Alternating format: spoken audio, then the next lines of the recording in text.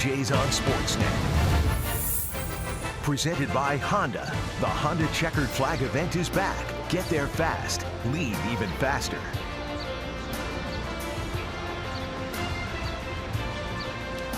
Marco Estrada will go to the mound to make his 8th start of the season. He's 33 years old. Marco 1-2 with a .314 earned run average. He will take on the Seattle Mariners for the first time this season. Let's take a look at the Mariners lineup. This is a very hot team. They have been swinging the bats great, and they've got themselves up to 500 and right at the top of the list. Jean Segura, the leadoff man, a 9-game hit streak, and look at those numbers: .419, a pair of doubles, a home run, and 5 RBIs. And then Nelson Cruz. The Blue Jays hate it when Nelson Cruz shows up. No matter what uniform he's wearing, he always hits well against them, and right now he's on fire. He had just 2 pinch hit appearances in the 2 games in Philadelphia. He was 1 for 2 in that game because, obviously, no DH in interleague play. And he's had some leg problems. They're trying to nurse him through that. They will face Marco Estrada, 8th start of the season for Estrada, the first since his start 5 days ago down in Tampa. Home runs did in Marco in that start versus the Rays. He gave up 2, but accounted for all the runs he gave up. A 2-run home run by Logan Morrison, a 3-run home run by Colby Rasmus. He's 1-3 in 4 career starts versus the Mariners. That only win was last September, Buck. He was brilliant. 7 innings, 1 hit, 8 Ks. The first hit didn't come until the 7th inning by Robinson Cano. Estrada is set. Here is Jean Segura. 266 on the season. First pitch of the ball game is in there for a strike, and we are underway. Another good crowd on hand here on Thursday night. This is a 4-game series. Mariners were in Philadelphia. They won those 2 games against the Phillies for 2-game set. Changeup, and he wouldn't bite. And that's the guy who sets the tone, I think, for the Seattle Mariners, Jean Segura. He's a good hitter. Forget about the numbers. He's aggressive, but he doesn't swing at pitches outside the strike zone. Well, they got a bunch of good hitters in this lineup, and you can see he is at top of the heap, batting .364. He's really done a great job. We mentioned his 9-game hit streak as well. Fouls that one out of play. He can take pitchers down and away from him and hit them the right field, or you can go up and in, and he can pull it to left field. He's got a wide range in that strike zone of balls that he can handle.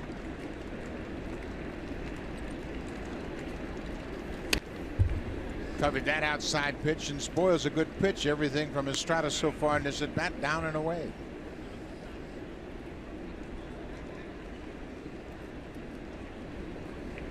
Scott Service, the skipper of the Seattle Mariners, got his team back to 500, as we mentioned. They have been decimated by injuries, much like the Blue Jays. They're dealing with the loss of 4 of their starting pitchers. That was going to be a strength of this team. King Felix Hernandez is on the disabled list. The Canadian James Paxton on the disabled list. Drew Smiley. They are missing some quality arms. Curveball bounced off home plate, and you can see why Segura has been able to string together that 9-game hit streak. He's got an on-base percentage of .400, but he's only walked 4 times. He really sets the tone offensively.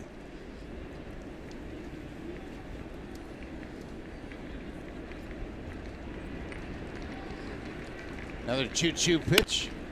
Little looper. Pilar is going to have to play it on a hop. Segura takes a big turn. He's headed for second. The throw is offline, and he slides in safely. Boy, Segura played that perfectly. The ball hit in front of Kevin Pilar, and he went around first base, had his head up the whole time, and moves into second with a leadoff double. That's what I mean about setting the tone for this offense. They've scored a ton of runs this season. High bounce, and Pilar's got to give ground, so he can't get much on the throw. And Segura, who was running with his head up, slides with that speed into second base with the double. Travis goes back to try and tag him, but he's too late. The Mariners have scored first in 23 of their 34 games. And that's the reason why. They got a good hitter at the top of the order. Those 23. That's #1 in all of baseball. Ben Gamble. He's off to a terrific start since coming up. He's reached base in 13 games. He's reached 29 times. Historically, that's one of the best streaks for a rookie to start the season.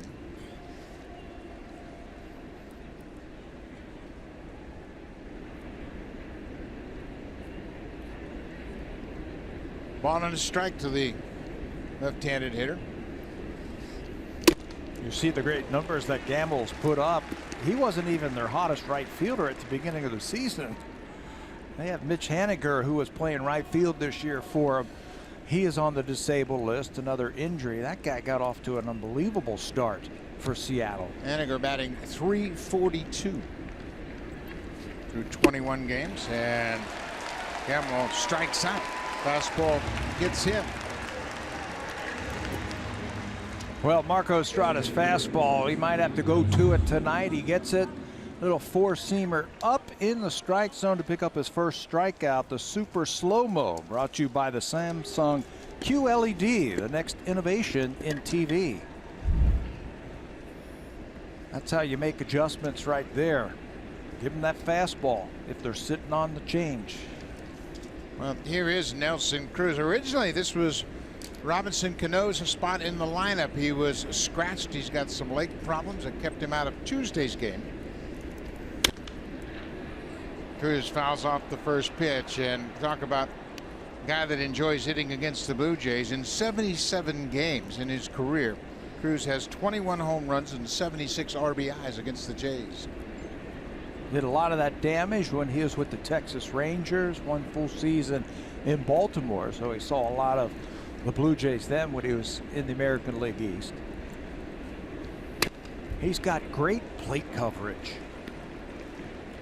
He stands off the plate and he's got an open stance, and you think you can get him down and away. We've got a long bat that he can reach those outside pitches. And I was talking to some of the Seattle people, and I said he has been just undressing people on the infield with line drives this year. Estrada's ahead 0-2. Down and in for a ball. Cruz led the American League in home runs in 2014, his only season in Baltimore. And he can handle a lot of things. Open stance, he's got that wide open stance. He can really get to that outside pitch. So the Blue Jays are trying to cross him up and go inside. A lot of times that's where you want to pitch power hitters. You want to jam them up so they can't extend those arms.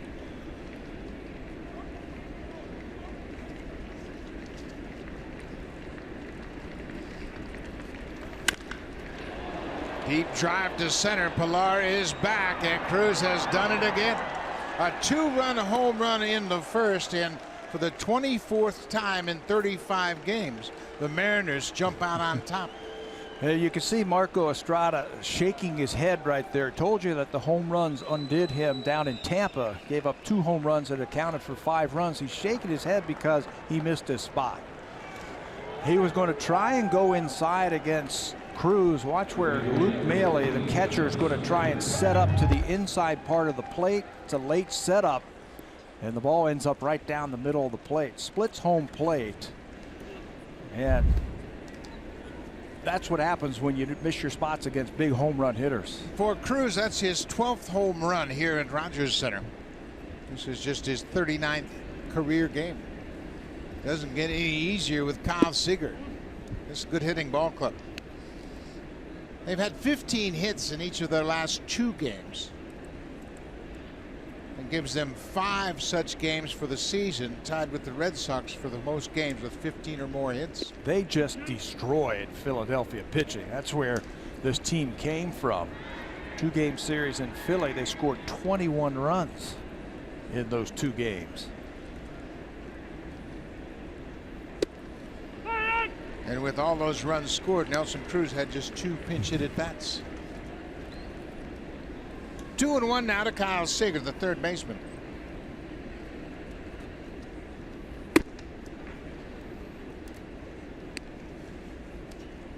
Marco, like so many good starting pitchers having a little bit of trouble in the first inning, getting into the real rhythm of the game.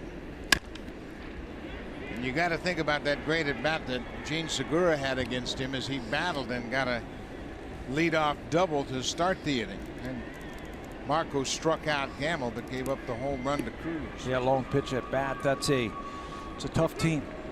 We talked about it yesterday. The middle of their lineup is as good as anybody, and they're missing one of those guys tonight in Cano.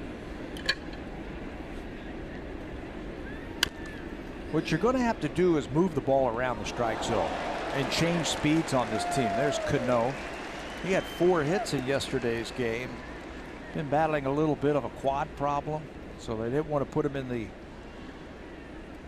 lineup and put him out on that turf. He was originally in the lineup and then was a late scratch. That's off the glove of Goins into right field. He dove to his left, but just tipped off his glove. Yeah, they were in the shift, and that's Chris Coghlan, tonight's third baseman, who had a beat on it. It looked like he had a play to make on it. So that's the 3rd hit of the inning. And that'll bring Danny Valencia to the plate. One more time to shift for the Blue Jays, and another line drive just tips off of Coghlan's glove. Chris played second base the other night, so that's not foreign, that positioning. Coghlan started second base on Tuesday night. His only start of the season at that position. Danny Valencia been parts of 2 seasons with the Blue Jays, 2014, 2015. He takes a first pitch strike. Valencia is now 32 years old. He was originally drafted and signed with the Minnesota Twins. 7 major league teams in 8 seasons. He has bounced around. He was brought over here to initially platoon at first base with Dan Vogelbach. Vogelbach hasn't done a whole lot, so Valencia has been getting the lion's share of work over at first base. He's got a reputation of wearing out left-handed pitching. High fly ball into left field. Pearce coming in. He calls for it and he makes the catch. 2 down.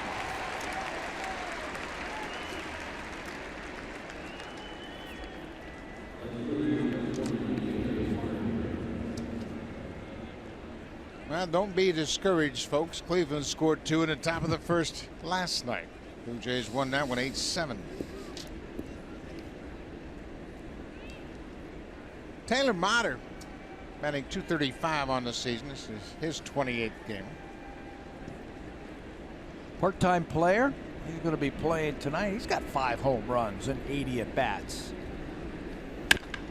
He jumps on that pitch and drills it in. Oh, what a catch by Pearce. Great effort by Steve Pearce. That ball looked like it was going to sail over his glove, but he extends and takes a hit away. Steve Pearce does a great job taking a hit away from Taylor Motter. Nice running catch in left field. That ends the inning. Seattle takes a 2-0 lead.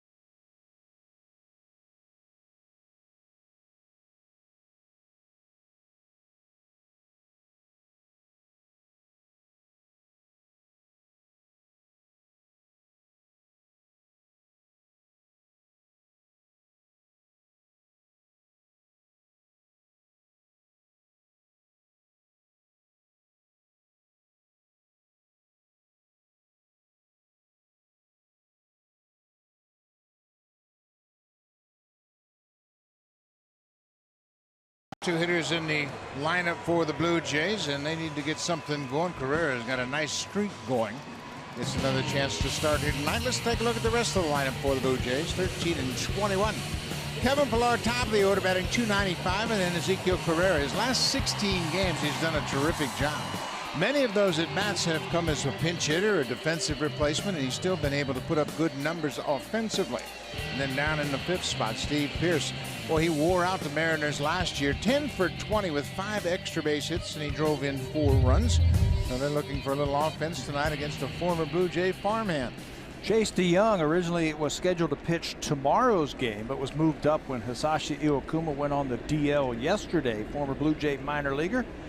He made the team out of spring training, but got sent down and went 2-0. He is back up after Felix Hernandez went on the disabled list. Most recent start versus Texas, he gave up just 1 run on 4 hits, no decision versus the Rangers. It's obviously the first time that he's been facing the Blue Jays. Second round pick of the Blue Jays in 2012. Third ball. Oh, tough hop as Segura thought it was going to go to his right. It looked like it kicked back to his glove side, and he never got squared away. That ball had a lot of English on it, and Kevin Pillar's got a base hit to start his game. Normally a decent fielding shortstop in Segura. That ball did some tricks. It made life tough for Segura as it gets by him into the outfield. He went to his right and then came back to his left. And the ball hit the dirt and kicked away from him. It's only the 5th game Segura has played in this ballpark, and it's a little bit different infield than he's seen before. Ezekiel Carrera, he mentioned his great streak over his last 16 games. Pillar has 4 stolen bases, but he's been caught 4 times.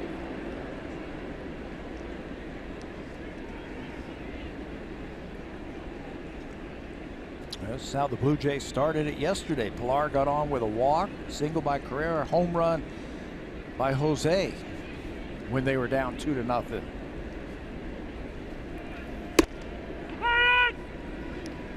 Carrera takes the first pitch strike, trying to see what he's dealing with in Chase DeYoung. Young was a high school player out of Long Beach Wilson High School, and Blue Jays drafted him. He started his career 2012. Second round draft pick in 2012. That was the Marcus Stroman draft. Carrera scored the bunt. The ball was up in the end. He pulled the bat back. It's 1-1 now.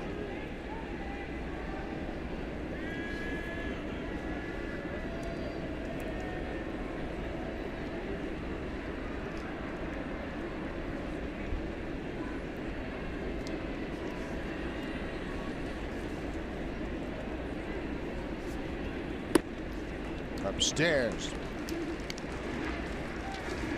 DeYoung, just 23 years old. In fact, he's one of the youngest pitchers in the American League. 23 years, 133 days. Jose Alvarado of Tampa Bay, the left-handed reliever, is 21 years old and 355 days, almost 22. And you forget about Roberto Osuna. He's the 2nd youngest pitcher in the American League. We're going to have 3 of the top 5 youngest pitchers in the American League play in this series right here. DeYoung, Osuna, and there's one more. There are the numbers from Chase DeYoung in the minor leagues. This is with the Blue Jays and again with Seattle. He went down this year. He made the team out of spring training. He got up a home run the 3rd day of the season in a walk-off fashion to George Springer. Got sent down, made a couple of starts, and was really good. And we have already talked about all of the injuries that the Seattle Mariners have suffered in their pitching staff. So there's the need. Jose Bautista homered into his first at bat in last night's game, and it was a line drive home run over the wall and left. Full count, Pillar at first. Check him back to first. Danny Valencia playing first base, making his 27th start over at first.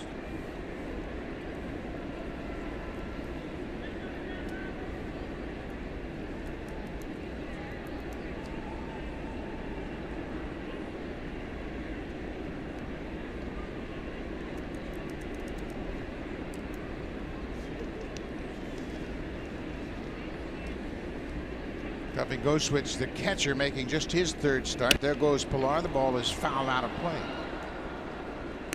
Fastball's about 91 or 92 miles an hour from DeYoung. He's got success with a very efficient delivery, and he's got a reputation of throwing a lot of strikes. If he throws strikes and changes speeds and move the ball around, he's going to have to keep hitters off balance. Pilar's moving again. This is going to drop. Pilar got a good read. He'll go to third. And once again, Pilar and Carrera get things going for the Blue Jays in the bottom of the first. Telling you, it's a carbon copy of last night's ball game. They gave up 2 in the first, and they came roaring back thanks to the man strolling up to the plate. It's a run and hit.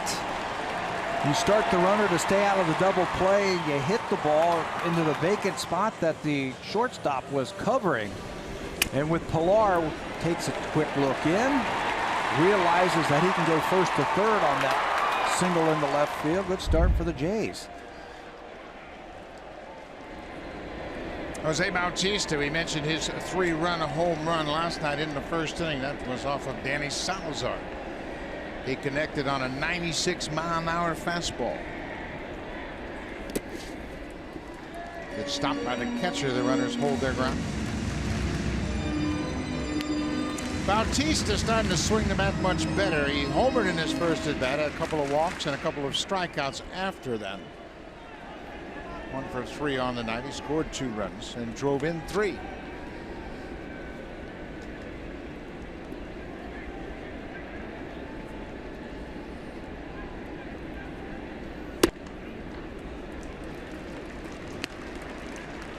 Things are starting to turn for Jose Bautista.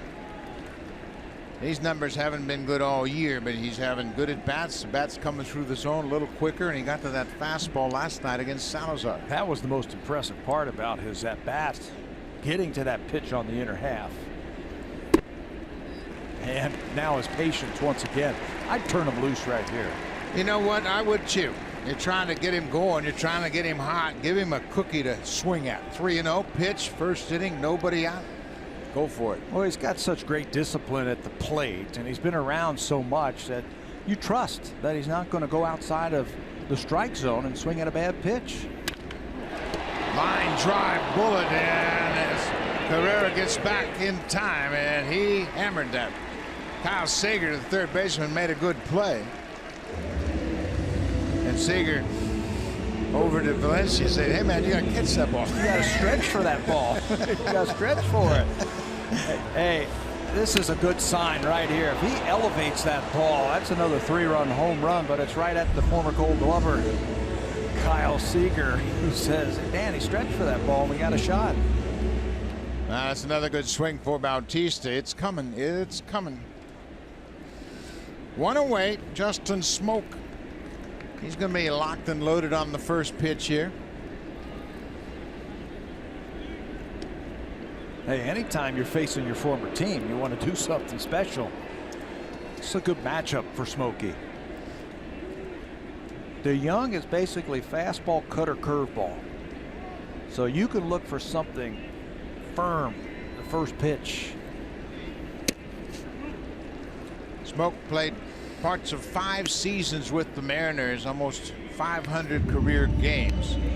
Had a couple of big years for Seattle. He had 19 home runs in 2012, and then topped that with a 20 home run season in 2013.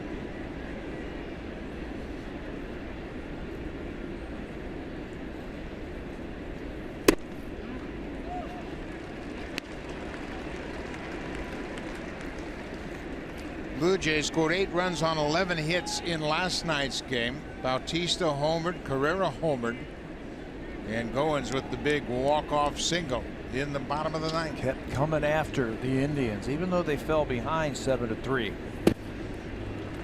They're behind tonight, but they're grinding. Going to give Smokey the green light again? Absolutely. Anytime you've got runners on base and you've got home run hitters at the plate, you got to turn them loose, don't you? First inning. What do you have to lose? Everything to gain. Takes one down the middle. 3-1 now. Pilar's at third. He singled to left. Carrera followed that. Bautista lined out to third.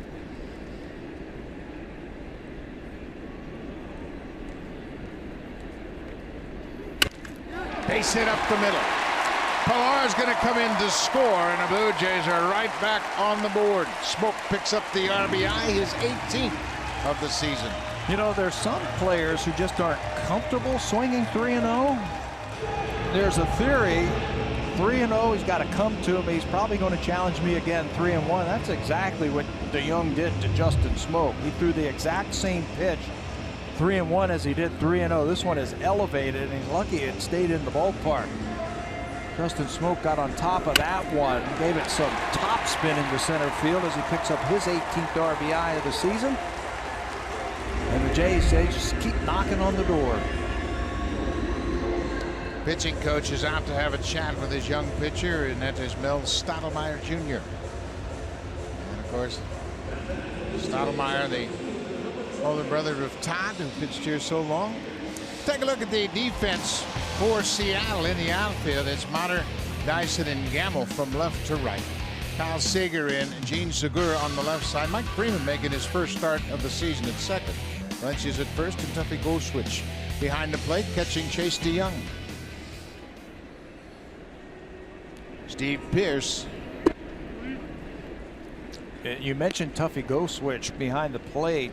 He caught him in his last start, and he did really well against Texas, and they worked together in the minor leagues in those 2 starts this year. So when he was called back up, Mike Zunino was sent back down. They like to pair these two together, DeYoung and Goldschwitz. On the ground, Seager at third. Second for one, back to first in time for the double play, but the Blue Jays get on the board. Justin Smoak with an RBI single. Blue Jays score a run on 3 hits. Seattle with a 2-1 lead.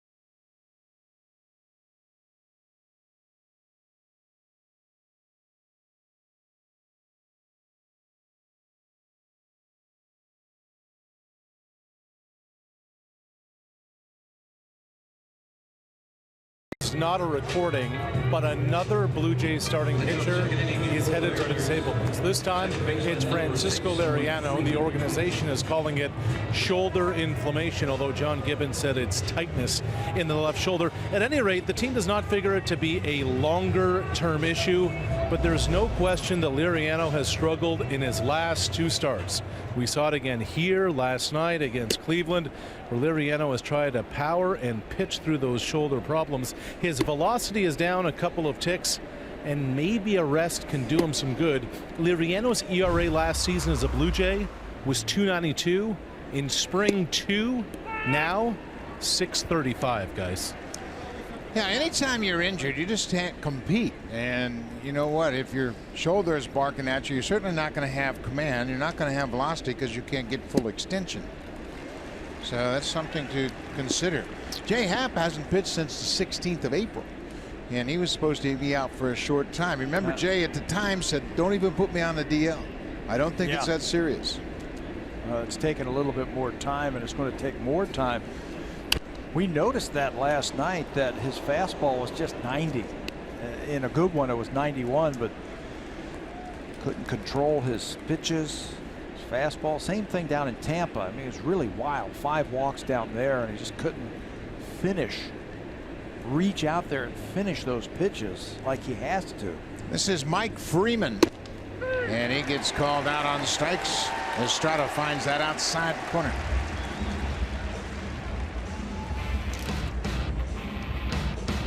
Buy 6 cans of Beauty Tone paint and get the 7th free. Available exclusively at Home Hardware and Building Center locations. Beauty Tone, Canada's color experts. A little cool outside. The roof is closed here at Rogers Center. Seattle has a 2-1 lead. 1 out here for Tuffy Goswitch, the catcher. He goes after that first pitch. Mike Zunino was the starter. He made 21 starts for the Mariners, and they've been waiting on him for a long time. And it looked like he was off to a decent start, but the bat just never came around, so they've sent him back to Tacoma AAA. Very high draft pick, Zunino. Good defensive catcher. Bouncing ball to Hopper to Goins. 2 up, 2 down. Well, let's hope Estrada continues the pattern we have seen. Once he gets past the first inning, he really gets locked in with his command and his control.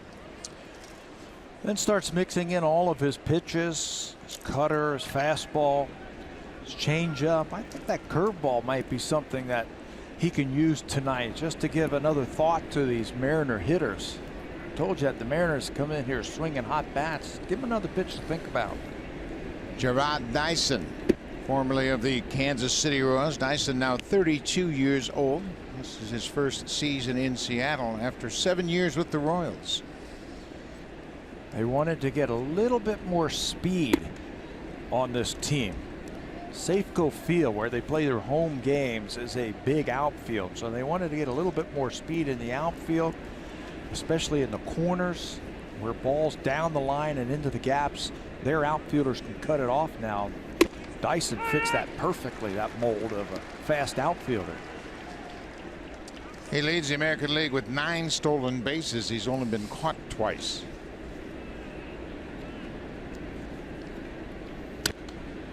Fouls that one back. He's not going to give you a whole lot offensively, but when he gets on base, he's a terror. For his career, Dyson batting .256. He's never had 300 at bats in a regular season. There's that cutter, and that's a good pitch for Marco.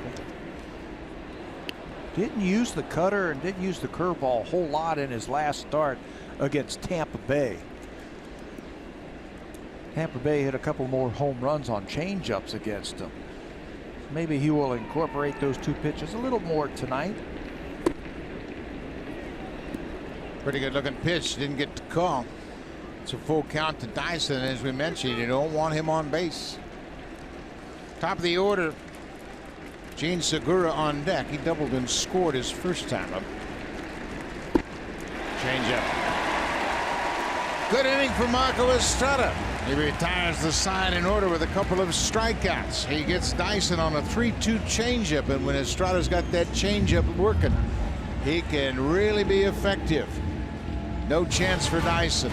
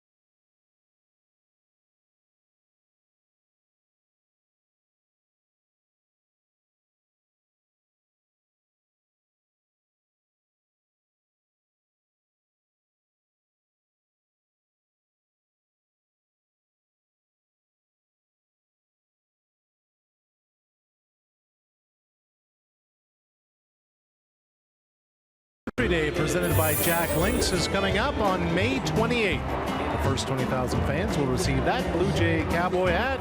There'll be a pregame performance by Southtown and the WestJet Flight Deck. You can join for an afternoon of baseball with a country twist. BlueJays.com for tickets. Guys? Sounds like a good afternoon to me, and I think there's a lot of fans that would like to have that beautiful Blue Jays cowboy hat. Here's Ryan Goins. He got the big hit last night.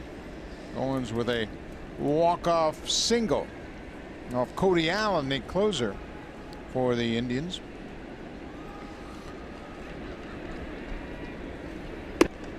Oh, 0-2. Tough pitch right there. We've been talking about Ryan Goins over the years about his glove, but now we're talking about his bat. His bat has caught up with his glove. He's come up with some big hits for the Blue Jays. Ryan's got 9 RBIs in the month of May. That leads the team and is 4th in the American League. He's got some big hits and big home run, a 4 RBI game against the Yankees. 2 walk-off hits, 2 walk-off RBIs in his career, both of them against the Indians. How about that? Took Brian Shaw deep a couple of years ago for that first walk-off hit.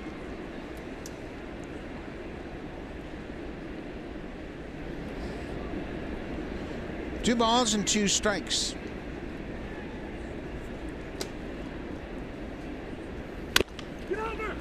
Bouncing ball to first. Valencia will go to the bag, 1 away.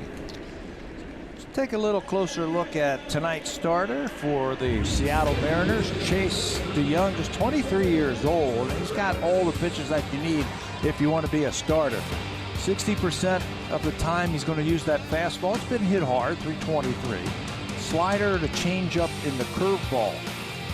Evens that out. Good secondary pitches. He also has that cutter that he will use at time, and that was taught to him by the pitching coach when he was in the minor leagues. There it was right there. Just cuts away. Says I can use it on the inside part of the plate, or I can use it on the outside part of the plate. I got a good feel for that cutter now.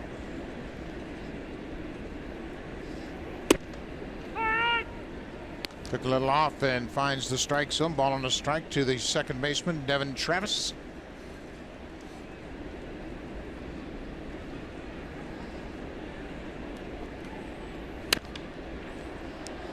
DeYoung got a chance to play with a couple of real veteran managers in the minor league system. Omar Malave, the Gulf Coast manager, his first season, and then Dennis Holmberg at Bluefield in the Appalachian League. So he met some of the Blue Jays' best managers as far as his introduction to pro ball. Bouncing ball up the third baseline. Do or die for Seager, and he can't make the play. Base hit for Devin Travis. That helps that there were 2 strikes on Travis, because then Seager could move back deeper at third base. And when he has that swinging bunt up the third base line, there's really no chance for Kyle Seager to come in and make this play. He tries everything he can with the bare hand, but no chance to get Devin. Emma was hustling up that line. He wanted that infield hit. It's 4 hits now for the Blue Jays. Chris Coghlan starting at third base tonight. Coghlan making his start at third.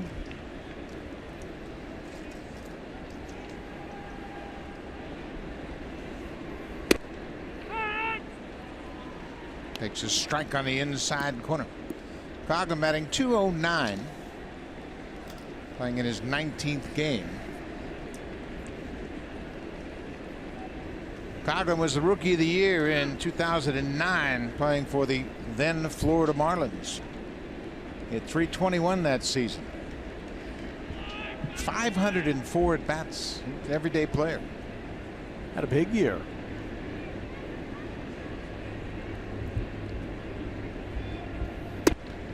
Hasn't really been able to replicate that.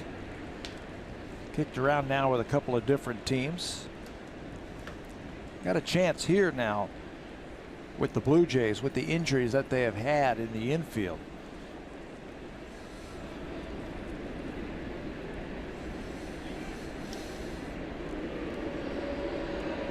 Mariners sensing that Blue Jays might start the runner in this situation. Left-handed batter. Creates some movement. They're playing in the shift. Segura is on the first base side of second. He's the shortstop. They might do it right here, 2-1. We have seen them do that in the past. That's a long look for Chris Coughlin down there. Tuffy Ghostwitch has only had 2 attempts stealing against him this year. Hasn't thrown anybody out. Good pitch to run on. Not going. Inside, snap throw to first, and Travis is back standing up.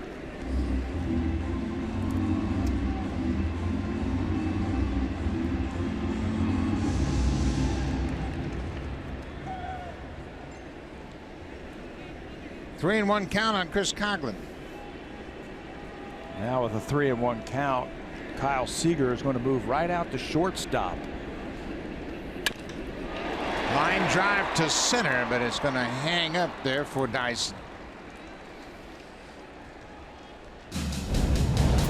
Super Slow-Mo Cam. Brought to you by the Samsung QLED, the next innovation in TV.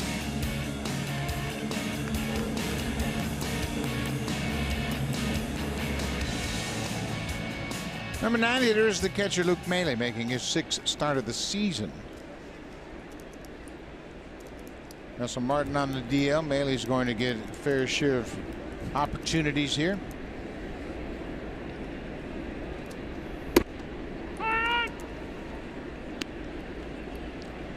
He's going to get some opportunities. Mike Ullman is going to get some opportunities. Russell, I think, at the end of 10 days is going to be okay, and he's going to come back. 0-1 to Maile. He was saying the other day that his arm's feeling a lot better and a lot stronger. He more or less told us he was coming back at the end of 10 days no matter what. Yeah. Can't hold a good man down. And he said, you know what, if it's still bad, I got to play. I'll just have to deal with it. 1-1 count. Now it's 1-2. Luke Maile is 26 years old. Came to the big leagues with the Tampa Bay Rays in 2015. Got into 15 games. Played in 42 games last year with the Rays. High fly ball to left.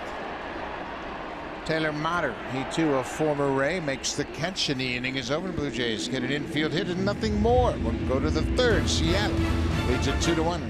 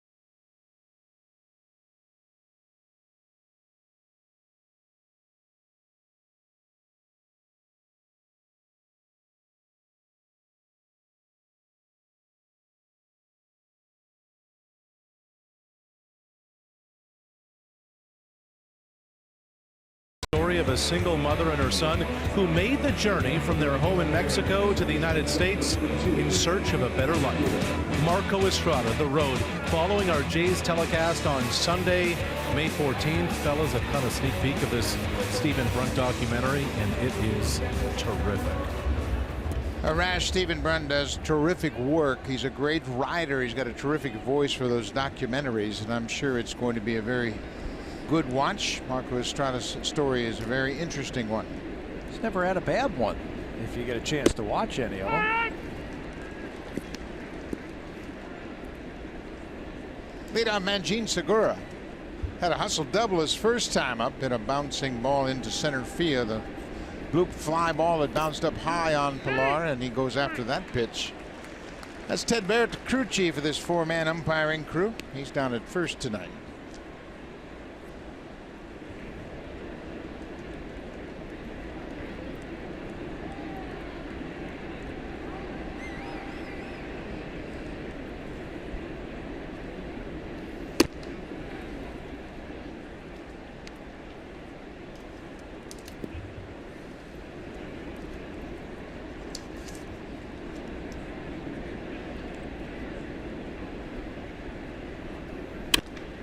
That ball is driven in the alley in right center, and it's going to get down. Carrera makes a nice play on it, and Segura is going to get to second, this time standing up with his second double of the ball game. Leadoff double here in the third. Let's check in with Jamie Campbell.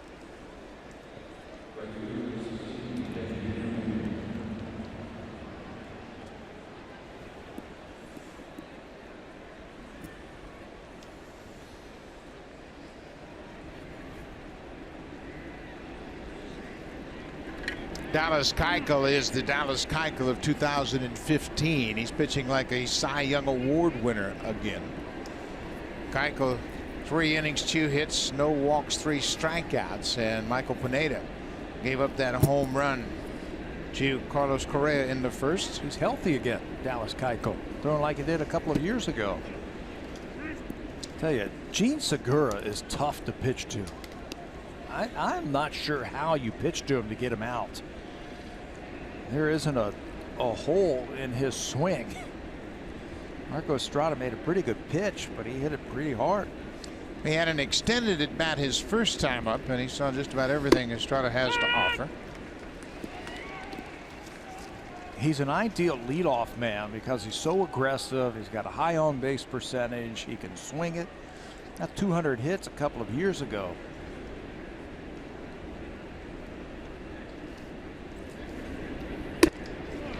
This is Ben Gamble. He was recalled on April 26th, and boy, he hasn't missed too many baseballs since he's come back to the big leagues. He's got 4 multi-hit games over his last 5 games played.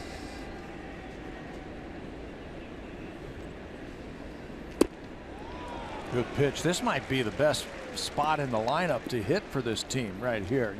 You're probably going to be hitting with a guy on base, Segura, because you're hitting behind him. Normally, if you got Cano and then Cruz behind you, so you know you're going to get some fastballs to hit. He has taken advantage of it. 365 coming into this game, or this at bat. Full count now to Gamble. Cruz homered in the first inning. He waits on deck.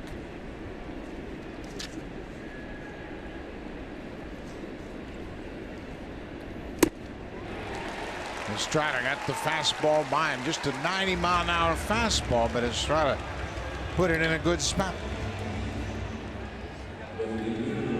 Nelson Cruz hit his 8th home run in the first off of Estrada, his 12th home run here at Rogers Center.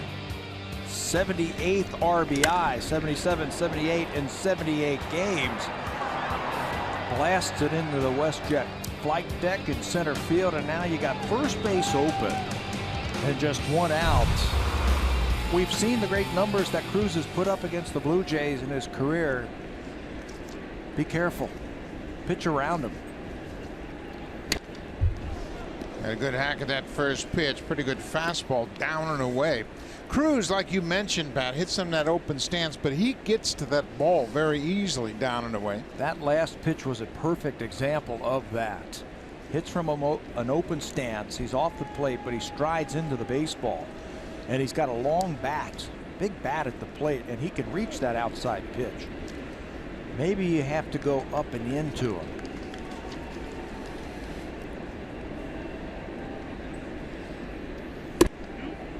Cutter off the plate, a ball and a strike. I agree with you. I think that's where you have to pitch him.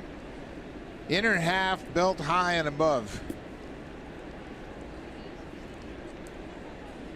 Guys that hit from that open stand, they like the ball away. Yes. That's why they're open and off the plate. Floats that changeup in there, and it's a good one. They start from an open stance so they can stride into the baseball. Close off that front side, and they can reach that outside pitch. They want to be able to maneuver that ball away from it. They don't want to get tied up on balls on the inside part of the plate. That's Cruz looking at it. He's concerned that Segura might be hurt. He's given Segura some time at second, and now they might check on him. He broke from second base. Cruz saw something going on with Segura, and now he waves back the manager and the trainer. But Cruz picked it up while he was in the batter's box, that Segura had something going on with his leg.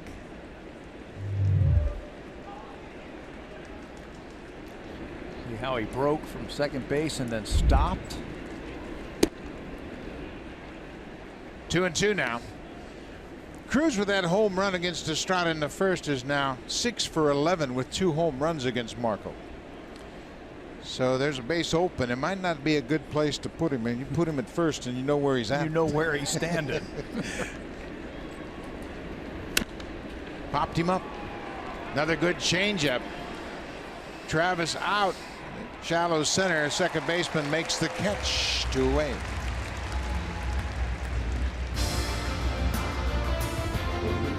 The all-new 2017 CR-V. With revamped cargo space, it's the biggest fan yet. Honda, official vehicle of the Toronto Blue Jays and proud fan since 1977.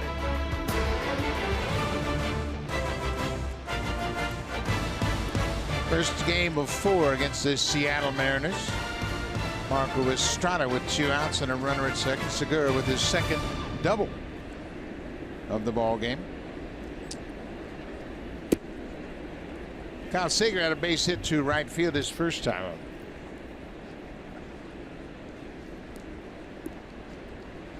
Kyle Seager is the older brother of the Dodgers shortstop Corey Seager. Pretty talented family. They have another brother. Didn't they play some professional baseball? I think he's younger, and I think he's still playing in the minors.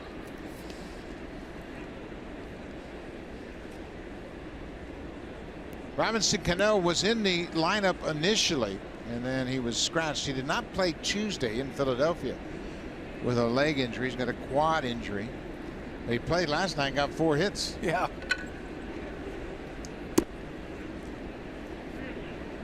More curveballs. 3-0 now to Seager. You might want to just go ahead and put him on now. Take the bat right out of his hand.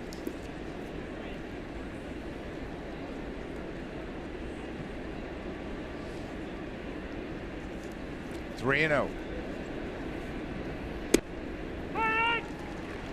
He floats that changeup in there for a strike. Not many guys are going to swing at a 3-0 changeup. Aaron Sanchez is back, and he hopes to be activated and make his start on Sunday. That's the plan. Ground ball, Smoak. He'll go to the bag. Estrada pitches around another double. Leadoff double. Segura stranded at second.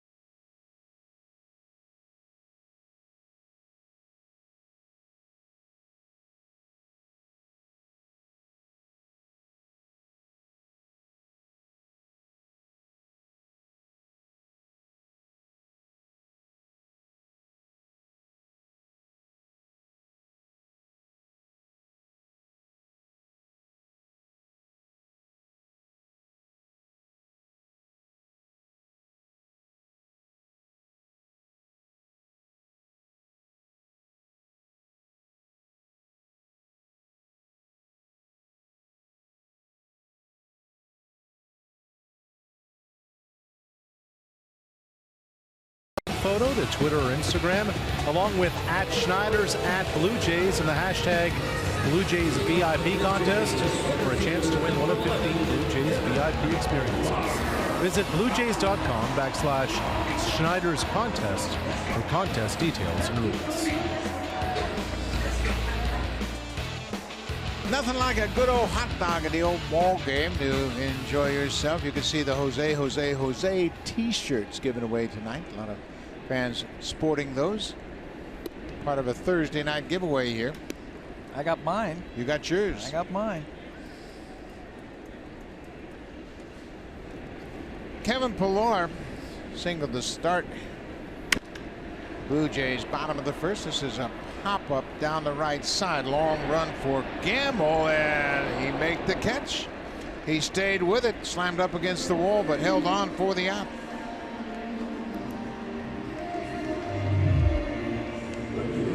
Got to stay with it. When a right-hander hits a ball like that, when he gets underneath it, inside it, that thing is going to start slicing.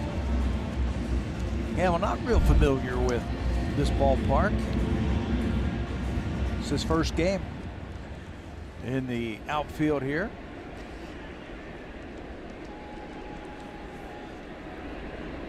Ezequiel Carrera. He had a single his first time up.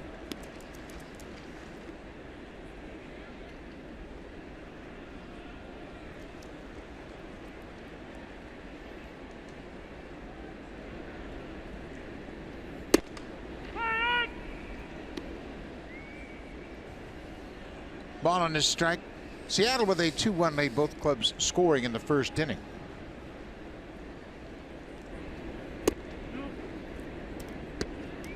Zeke's seeing the ball, isn't he?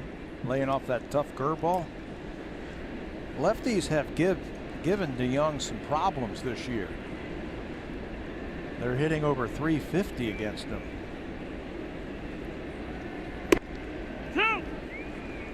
Well, I tell you what, I love that umpire's position, John Tumpain, behind home plate. He really gets down there and gets a good look at that strike zone. He starts in that position, kind of relaxed, but then when the pitch is on its way, watch, really gets zeroed in there. Good curveball by DeYoung. He strikes out Carrera. That's the first strikeout of the ball game for the young righty.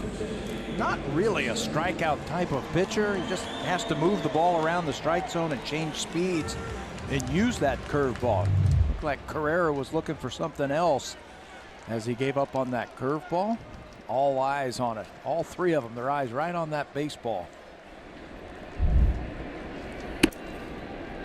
Fastball up and away to Bautista. Jose lined out on a 3-0 fastball his first time up. He lined out to the third baseman.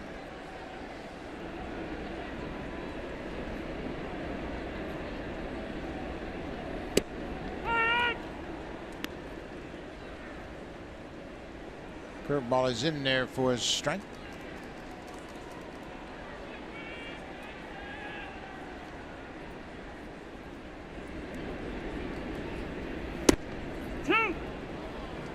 Lots of breaking balls. That's what Jose's been getting a lot of today. This season, lots of off-speed pitches. Every now and then they'll try and pump a fastball by him. Like that. He's able to fight it off and stay alive. Soft stuff early in the count to get him out in front or mess up that timing with a leg kick. And then every now and then they show him the fastball in and then it's right back to the outside with breaking balls. Long drive, and that's going to hook foul. He got that inside breaking ball and turned on it. Another one of those pitches where he missed his spot. They wanted that thing down and away. Tuffy go switch goes down and away, and it just hangs on the inner part of the plate.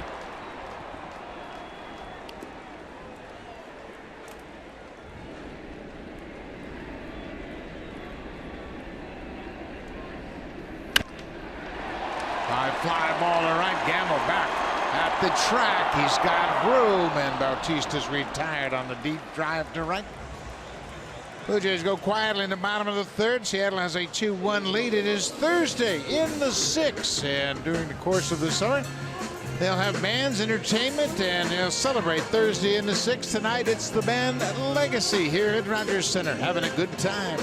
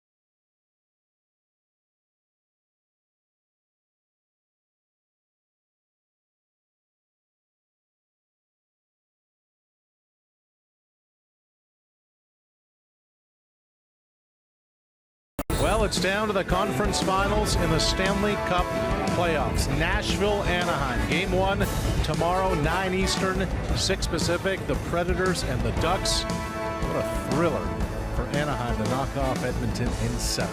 Buck. Great game. Game 7. It's nothing like it. And it was a terrific game back and forth. And big game 1 tomorrow. Danny Valencia takes the first pitch down the stairs.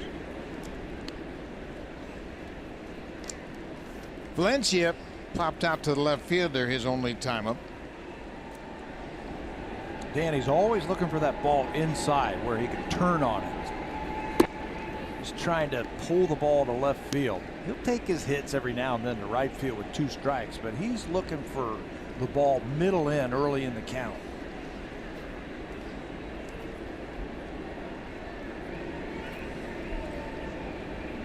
Two and 0. Estrada bounced that changeup.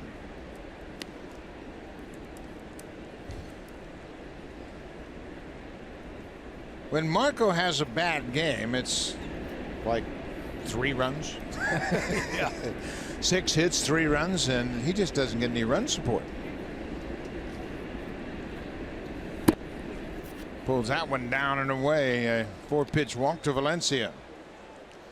He did a great job pitching out of a leadoff double last inning against Seattle, and here are his 30 starts with the Blue Jays here at Rogers Center. And you're right, the win-loss record in those 30 starts, the Blue Jays are 15-15. His ERA is outstanding. The opponent's batting average is .202. They just have not been able to score many runs. Doesn't get a lot of decisions. So many ways to get you out with that changeup, and when it's working, it's so good you can tell the hitter it's coming and they're not going to hit it. This is Taylor Motter, the left fielder. Boy, he had a line drive that looked like it was going to go up against the wall in left field that Steve Pearce ran down to end the top half of the first. Pearce made a terrific catch running away from the infield. Marco's got to get back in the zone again. Luke Mailey's going to go out and have a quick chat with him.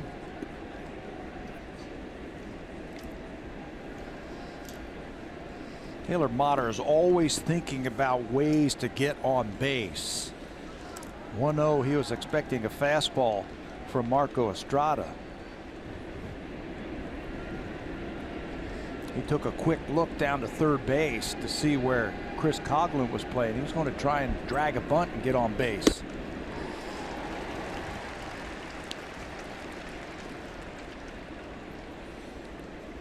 Motter began his career with the Tampa Bay Rays. He was traded with Richie Schaefer to Seattle for a couple of minor leaguers. That was in November this past off season.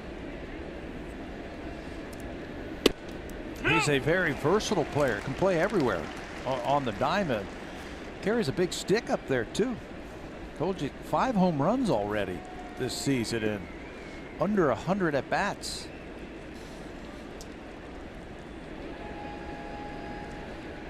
Two. Upstairs, now it's a full count. Mike Freeman, the second baseman, waits on deck. Danny Valencia's at first. He drew the leadoff walk. There goes Valencia. The ball is hit in the air. Pearce over in left field makes the catch. Valencia will backtrack to first.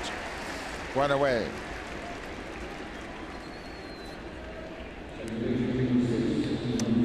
Beauty Tone, Canada's color experts, available exclusively at Home Hardware and Building Centers. 1 out, 2-1 Seattle. Valencia at first now. Mike Freeman caught looking at strike 3, his first time up. Freeman starting at second base just for the first time this season. Of course, Robbie Cano's the everyday second baseman. It's only the 3rd career start for Freeman at second.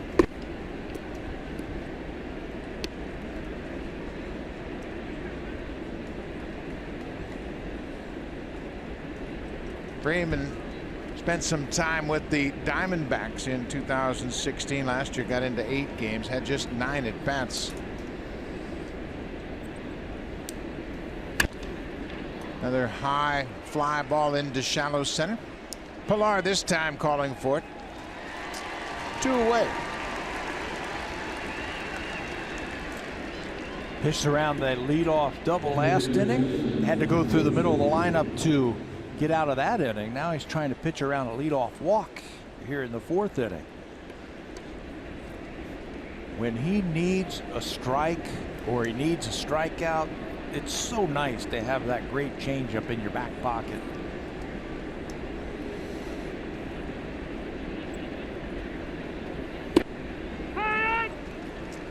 There's a strike. What that changeup will do against a hot-hitting team, it'll just diffuse their bat and just really mess up their timing. This is a team that came in here second in the American League in run score with 176 behind the Yankees 180. He's just diffusing their bats, taking the sting out of their bats with that changeup.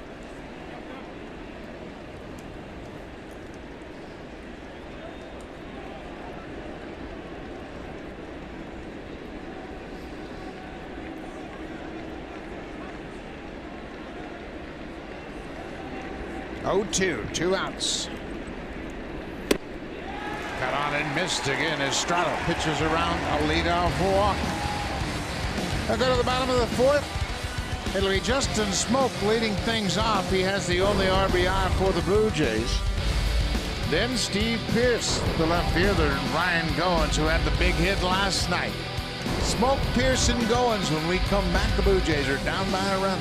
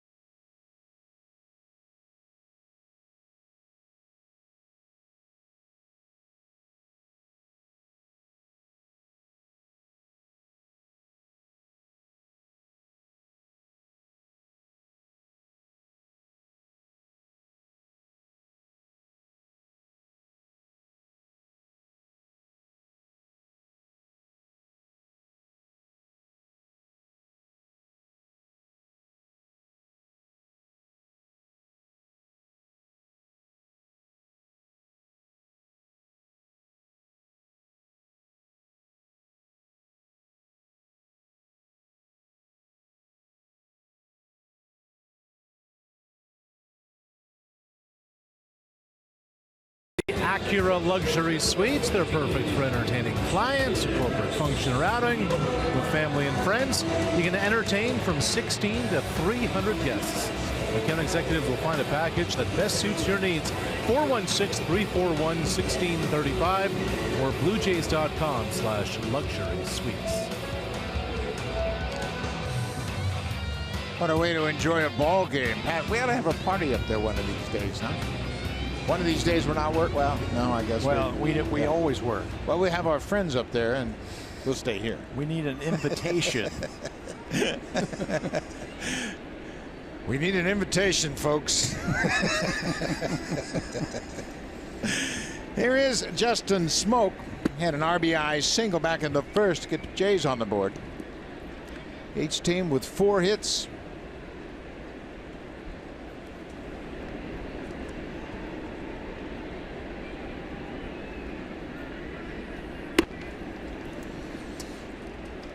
Mentioned Smoak spent some time as a Mariner, but he actually began his career as a #1 pick of the Texas Rangers. Smokey got traded for Cliff Lee. That's a big deal. That's a big deal. He was the guy that Seattle wanted. He was with the Texas Rangers playing some first base. He was telling me the other day he and Chris Davis, the Chris Davis from the Baltimore Orioles, were the first baseman of the future with Texas, and they chose Smoak to trade for Cliff Lee. And then they ended up trading Chris Davis too. Wow. 3-1. That trade took place July 9th, 2010. Matt Lawson, Blake Bevan, Josh Lukey, along with Justin Smoak, went to Seattle for Cliff Lee and Mark Lowe. Pretty good trade. Leadoff walk to Smoak. Enjoying those comfy green chairs in the TD Comfort Zone are guests from one of TD's community partners. Welcome to the ballpark. Great vantage point, and Blue Jays have been playing some good baseball of late. They're 5-4 in the month of May, trying to get back to that 500 mark. I think that's all you can think about right now. The Mariners got off to a rough start. They started 2-8. And at the start of tonight's play, they're back to 500. Yeah, you just have to be patient, you know, and everybody makes predictions and everybody says, well, this team's great. Everybody had already conceded the Boston Red Sox were going to win the American League East with David Price and Chris Sale and Rick Porcello in Boston. 17-16 at the start of play tonight. They've lost 2 in a row. Price has yet to throw an inning. The Yankees are the surprise team in the East. They're 21-10. They are tied with Baltimore, who has 22 wins. Yeah, then they play the games. That's why you play 162. Steve Pearce tried to check his swing and fouls it off. It's a ball and a strike on the Blue Jays left fielder. Same thing was said about the Seattle Mariners this year, that they were going to be the class of the American League West, and they've been dealing with the same problem that the Blue Jays have been dealing with, injuries. Can't keep the players on the field.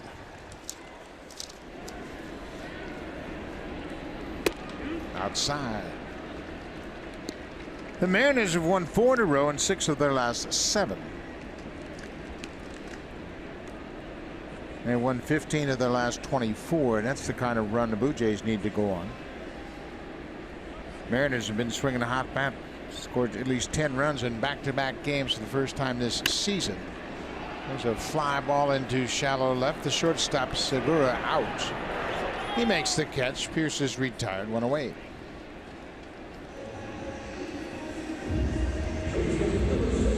Mariners at 500 for the first time this season. But they have done it on the strength of their bats. It was supposed to be the pitching that was going to be the best part of this team, but the pitching is on the shelf for now. Scott Service in his 2nd season as the manager. He spent 11 years as a big league player. Started his career with Chicago, went to the Cubs, played in San Francisco, Colorado, and finished up back in Houston in 2001. Ryan Goins takes one downstairs for ball 1.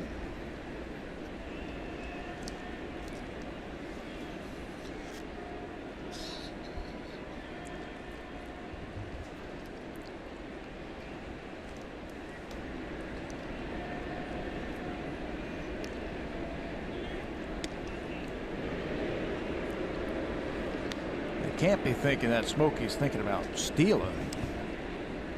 I don't even think they're going to start the runner here. This isn't a good combination for the hit and run. No, this is an opportunity for Ryan Goins to hit a double. 1-0. Get the head out. High fly ball. That's going to be in the yard. Gamble backing up. He's got room and makes the catch.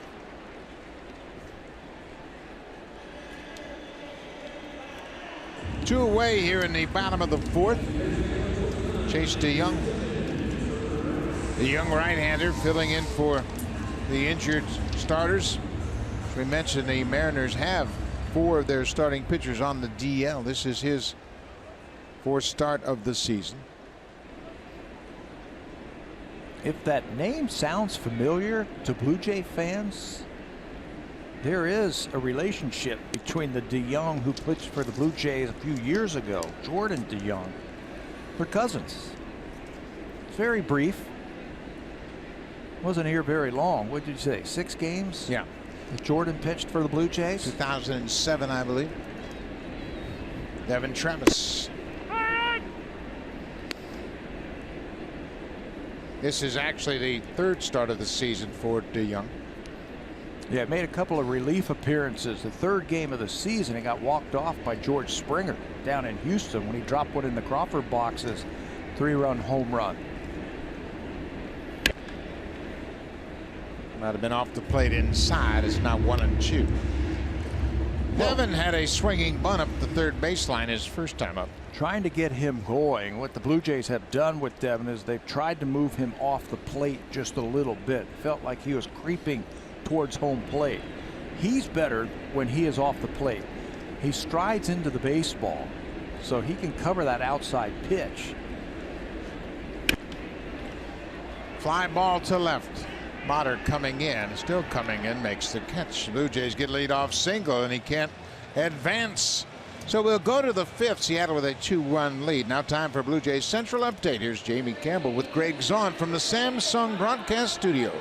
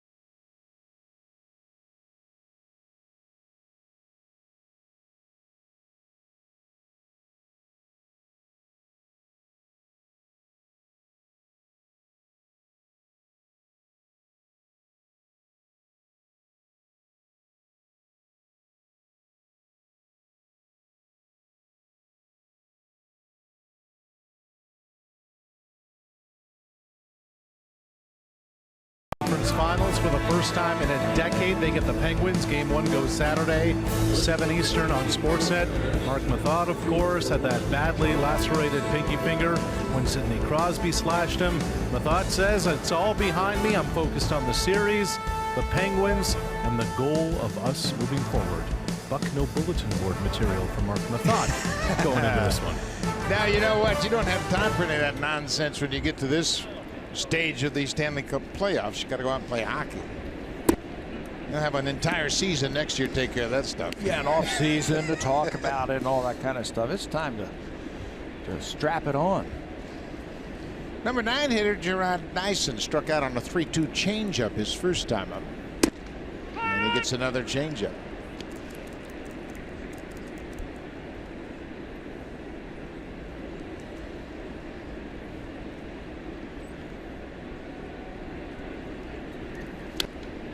Fastball beats him at 89 miles an hour. And that's the beauty of Marco Estrada.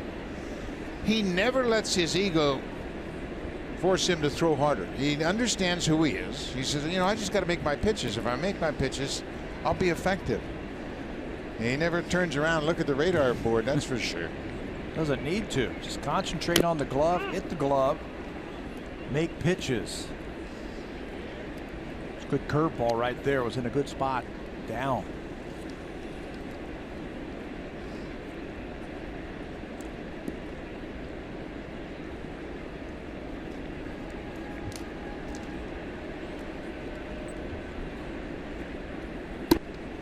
Came right back with it. Dyson thought it was up.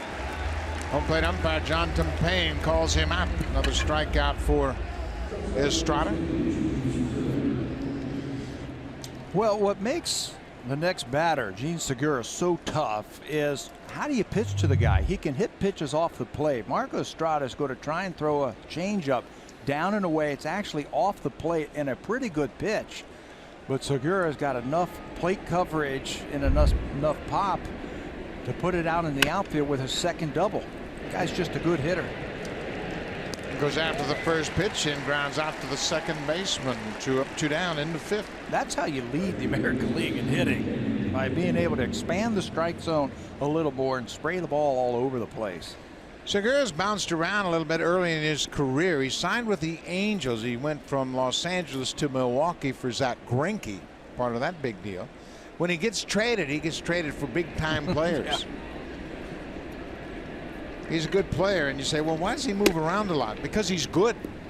The last trade he was involved with last November, he went from Arizona to Seattle along with Mitch Haniger for Ketel Marte and Taijuan Walker. 203 hits last year for Segura. And a 20 home run season. Ben Gamel.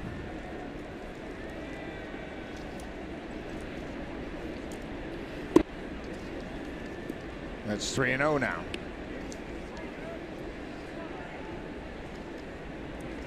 That guy's coming up every inning, isn't he? Seems Nelson like Cruz.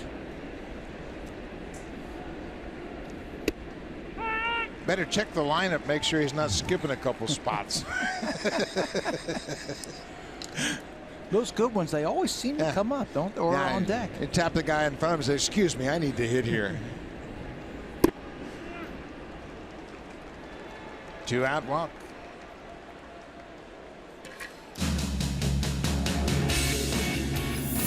This 4K broadcast is brought to you by the Samsung QLED, the next innovation in TV.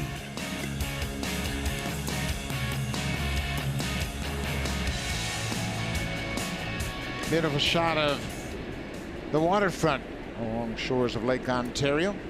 We are right next door to the CN Tower. And here is Nelson Cruz. He is homered and popped out.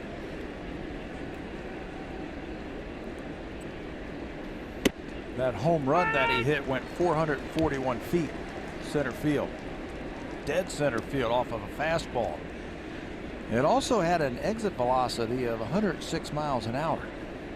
Tell you what, I wouldn't want to get in front of that.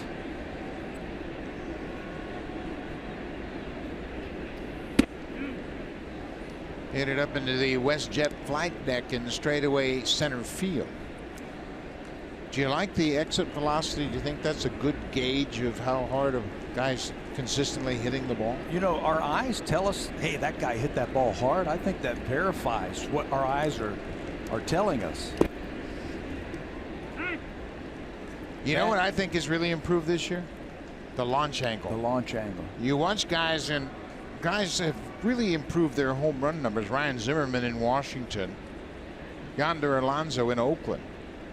And you look at the improvement in their home run totals, it's directly related to the launch angle. They're getting more lift. This is popped up. Everybody's going to try to get that one, but it's way back into the seats, out of play. You know, you talk about launch angle, and it takes me back to Ted Williams. You know, his argument was always you had to swing up. You have to swing up to hit the ball out of the ballpark. And everybody said, no, you got to swing down. Well, Ted Williams was right. Ted Williams would love the launch angle, wouldn't he? Absolutely. He could really dissect all the numbers that they have nowadays with ball players. Changeup lifted into center. Pilar is going to get there and make the catch. Estrada retires Cruz to end the inning. Seattle leaves another runner on base. Blue Jays are down by a run. Oakland, Maile, and Pilar when we come back.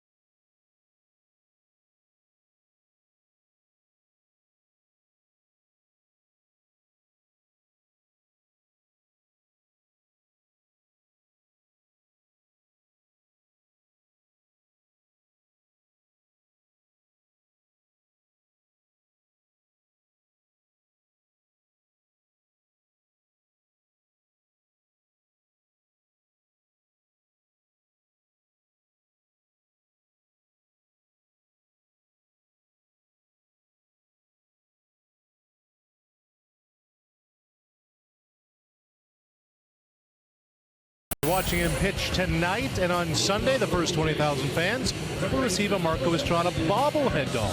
You can join in the 200 level of the WestJet flight deck, where an oasis has been dedicated to pampering mom. Blue Jays Mariners Sunday at 1:07 and Marco Estrada bobblehead. BlueJays.com for tickets.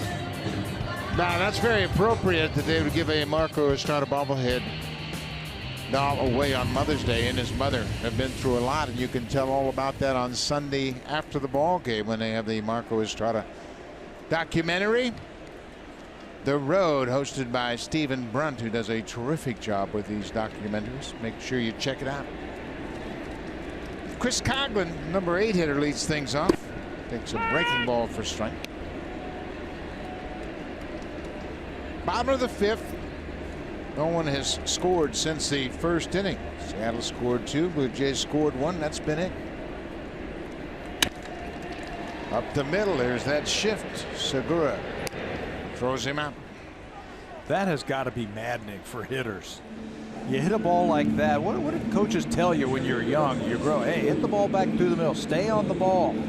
Try and hit it back through the middle. He accomplished everything that he was trying to do right there, and he's heading back to first base or back to the dugout. You know, we just talked about Ted Williams. He's the guy that started all that, but there were only 1 or 2 players that they used that on. That was called the Lou Boudreau shift because he was the manager of the Cleveland Indians, and they used the Boudreau shift on Williams. What was that, the 40s? Yeah. End of the 40s and the 50s. It's a high pop into foul ground. Danny Valencia ranging over there just shy of the warning track. Maile is returned.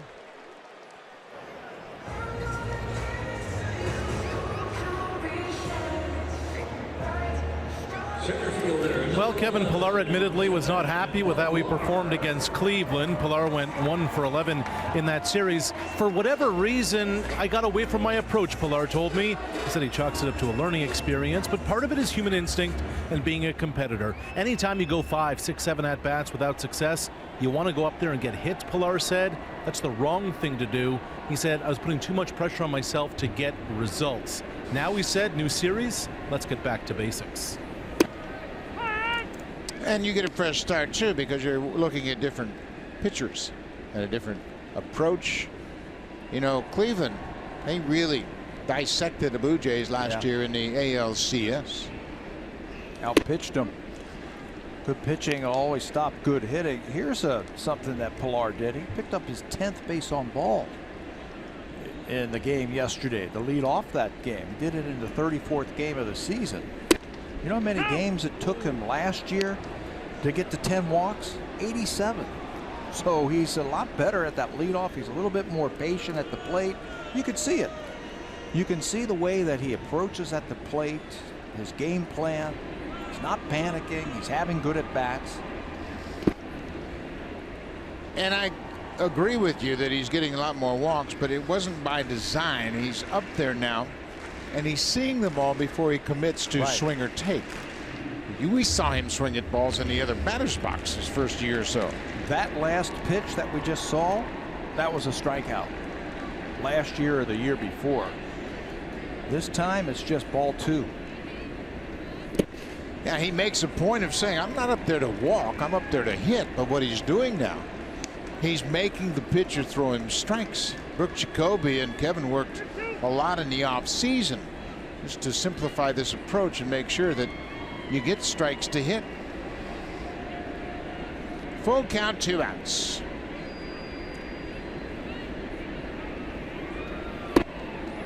Another good walk. 11 walks now.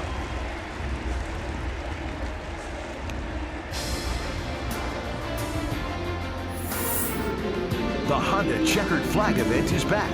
Get there fast, leave even faster.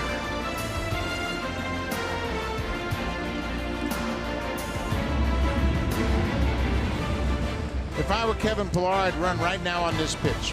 First pitch. Before they think about it. 2 outs, you got Carrera at the plate. You can let him swing, but I would try to get a good jump right here. What's the pitcher trying to do? He's thinking about that batter. I got to get this 3rd out. DeYoung gets a sign from the bench, hey, check on him. Yeah, Kevin got an aggressive lead, and you know, after that walk, you got 2 outs in the inning, you're down by a run, bottom of the 5th. Take a shot. This could be a good pitch to run on. Quick pitched him. It's cued off the end of the bat. DeYoung did quick pitch him. He used a nice slide step and looked like he threw him a changeup. That is a great way to diffuse the running game right there. You can hold the ball a long time. You can throw over to first base, or you can quick pitch him like he just did. He came set. It's not a balk. He came set, but he went right away. Just threw off the timing of Pillar over there at first base. Throw over. They think something's up. Yeah, second time Kevin's been on base, so he'll be a little more familiar with the move of DeYoung.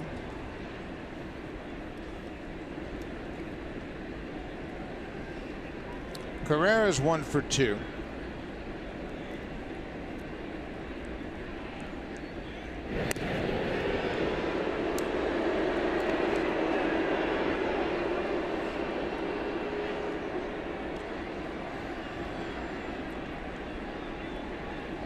Tim Bogar, the bench coach, giving the signs to Duffy, go switch. I'm going to throw him another changeup here. See how he's holding the ball? Just freezing him. Base hit to left. He doesn't freeze Carrera. Zeke is 2 for 3 already. Boy, he's swinging the bat well. Using the whole field. Took that changeup, lined it into left field. Here's the 3-finger changeup down and away. Look at Carrera's, the concentration with his head right on that baseball. That's how you hit a pitch away from you. Don't try and roll over on it, try and pull it. Just slice it to left field. Again, the regular at-bats really serving Carrera well. Doesn't try to do too much with that tough pitch and gets his 2nd hit of the night. Jose Bautista is 0 for 2. Drove a ball to the warning track in right his last time up.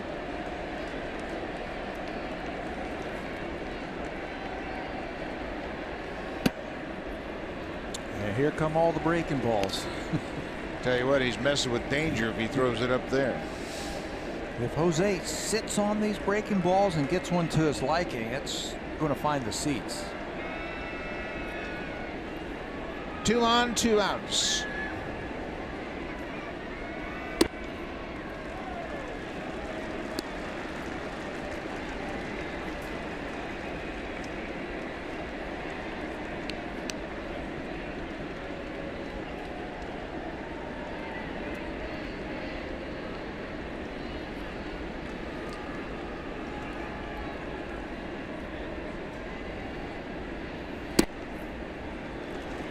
Well, he's taking some tough pitches and he's seeing the ball well. First time up, he was ahead 3-0. Remember? Lined out to the third baseman. Hit an absolute bullet right at Kyle Seager. Free him up right here. Wonder if they're going to challenge him. They challenged him on that 3-0 pitch and he hit a bullet. They got to know he's got the green light.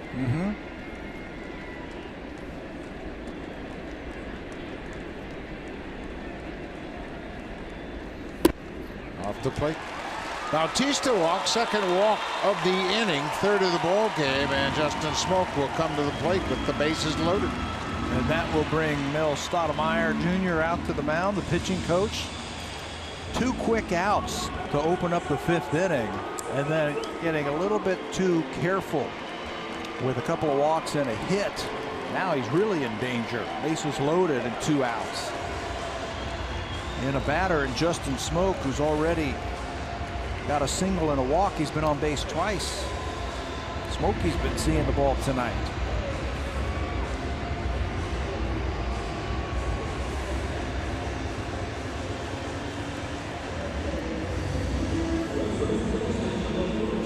Smoak has 1 career grand slam. That came in 2015 in August at New York. He hit that against Devon Nova.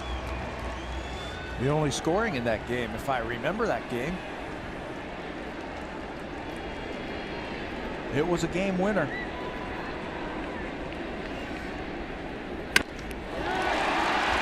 the head of Segura into center. Pilar's in to score. Here comes Carrera, and Smoak has driven in 3.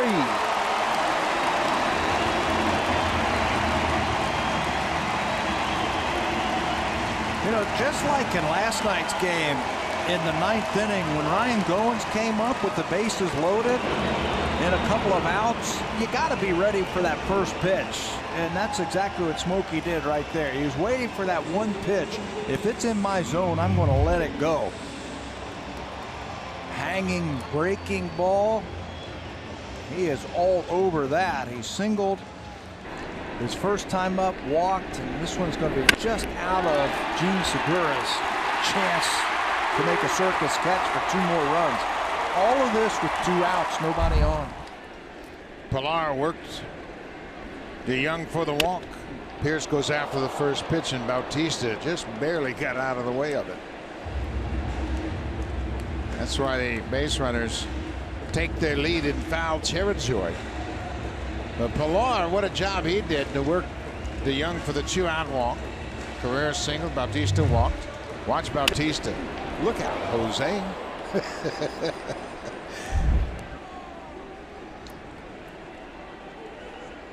3-2 Blue Jays.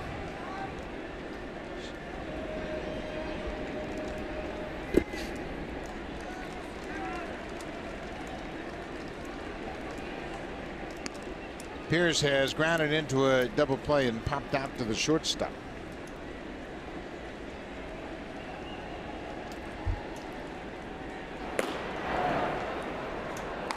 Gene Machie starting to loosen up for Seattle.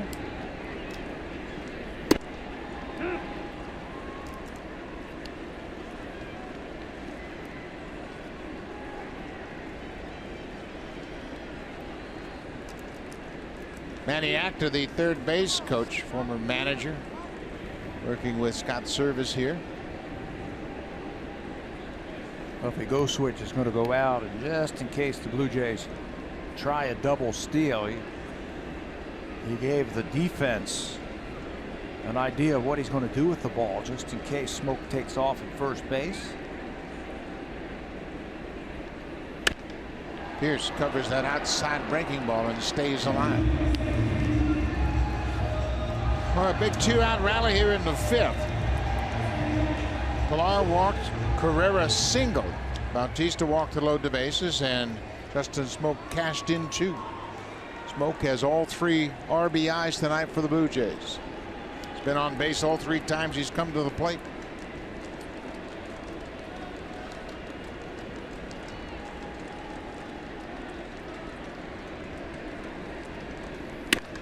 Swinging a drive deep to left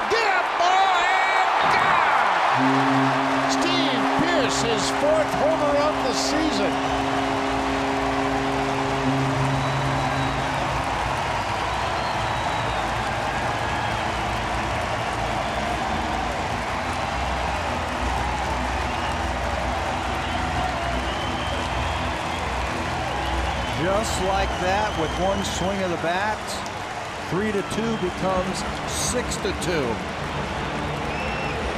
Looked like another hanging breaking ball right there. Pearce has been starting to hit the ball with a little bit more authority. Stay back on that one and unload it.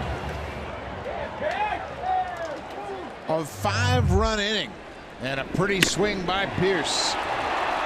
Stay back. Let his hands do all the work right there to get through that baseball. Collins bounces out. That ends the inning. But for the second time this season, the Blue Jays score 5 runs in an inning. Steve Pearce doing the big damage. Smoak's had a 3 RBI night. The Blue Jays have a 6-2 lead. Steve Pearce starting to feel it. Remember, he hit .500 against the Mariners last year.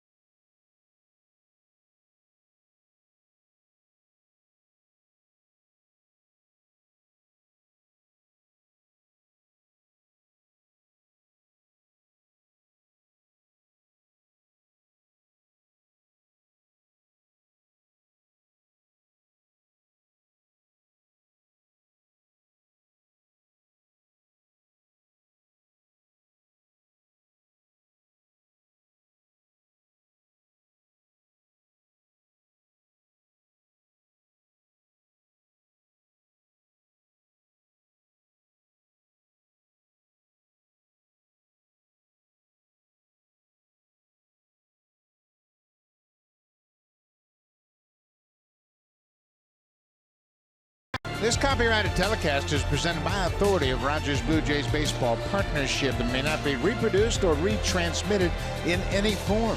And the accounts and descriptions of this game may not be disseminated without the express written consent of Rogers Blue Jays Baseball Partnership. The Blue Jays starting to swing it. Steve Pearce made a great play in left field early in the game, and then he hits a 3-run home run to cap off a 5-run inning. Marco Estrada with a 4-run lead.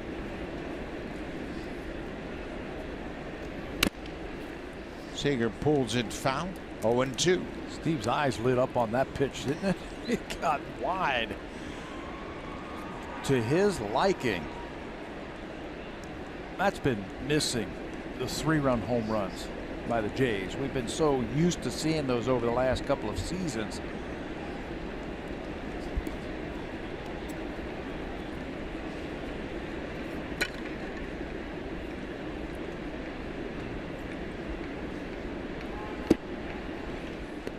Blue Jays are starting to hit home runs more frequently, and that has always been a big part of their game. They certainly don't have the same potent lineup right now with their regulars on the show. 4 of their regulars, and Estrada drops that hook in there to get Seager. That's 7 strikeouts now for Marco Estrada.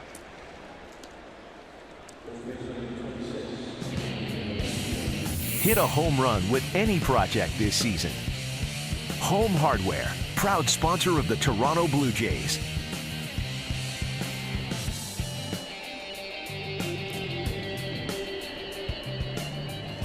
Beautiful shot of downtown Toronto. Danny Valencia looks at that first pitch changeup up and away. Valencia has popped out and walked against Estrada.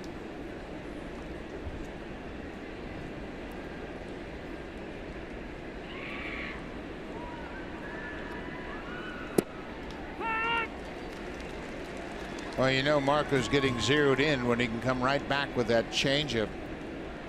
and find the outside corner. He has that ability to put that changeup where he wants to, inside to righties or outside. Doesn't matter.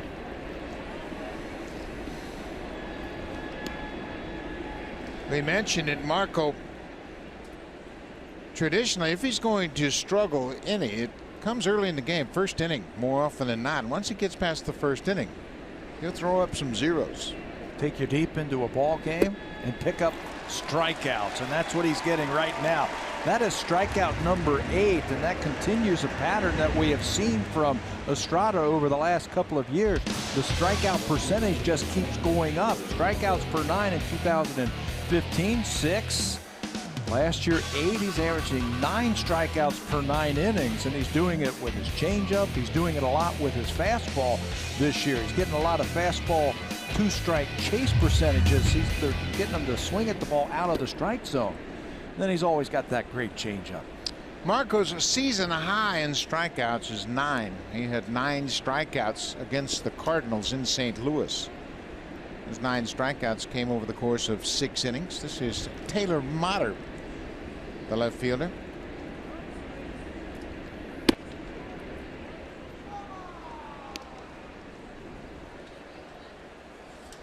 Zach Curtis has just been called up from the minors.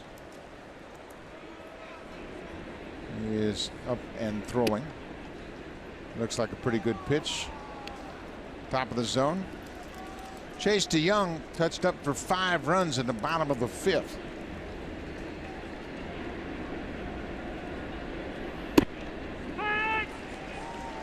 All with 2 outs. 2 outs and nobody on. 2 outs, nobody on. 2 quick outs. Just couldn't finish the deal.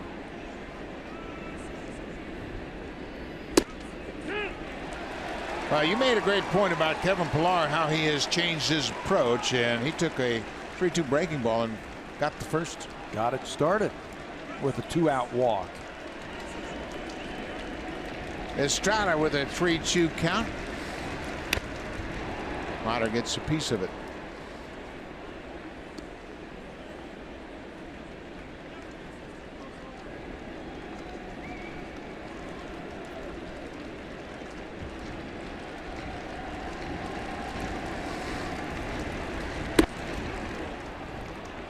High changeup. A 2-out walk. Let's check in with Jamie Campbell.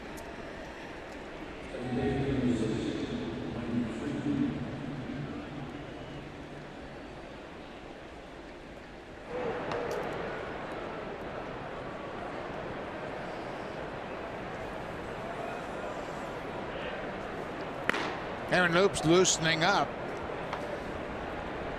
Twins scored 4 runs in the top of the 1st against Holland. They've added 2 more in the 2nd.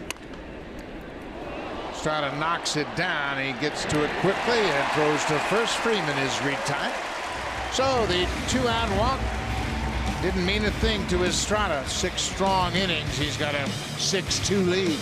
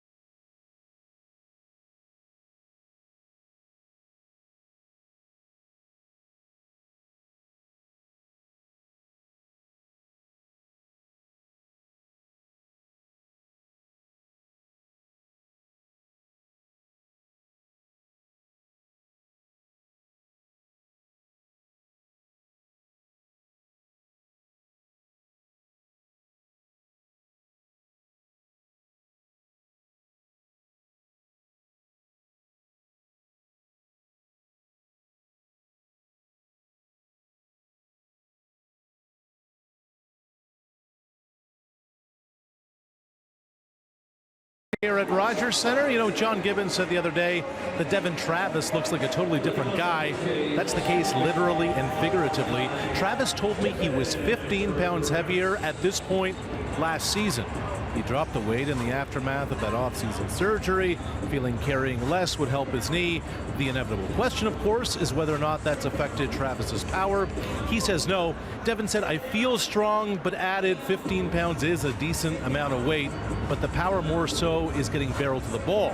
Let's remember, fellas, that Travis took only 13 spring training at-bats while rehabbing, and he admitted ideally he would have had a lot more than just those 13. Yeah, he didn't have many opportunities to swing the bat, and you'll remember, Pat, that there was a lot of doubt as to whether or not he was going to break with the ball club. It wasn't until about the last week of spring training that he started coming out on the field, taking ground balls and playing in games here and there. This is Zach Curtis, 10 games in Double-A. He was just called up today. He was one of the players that came over from Arizona with Gene Segura and Mitch Haniger for Taijuan Walker. They've got 4 lefties in their bullpen for this series. Well, they are so banged up in their rotation, they've got to take an unusual approach to it. Kind of like the Blue Jays. They had 9 relievers at one point. 0-2 pitch upstairs. Seattle's carrying 9 tonight. Curtis appeared in 10 games in Double-A Arkansas, all in relief. He had 3 saves.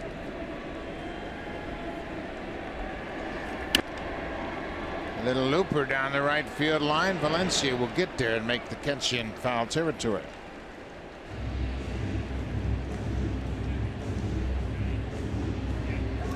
Hit a home run with the WestJet RBC World Elite MasterCard, Canada's #1 rated travel rewards card.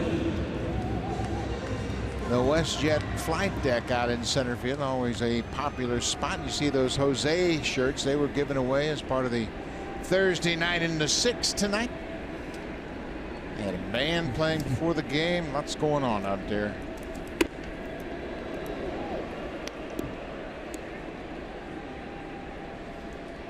Chris Coghlan 0 for 2.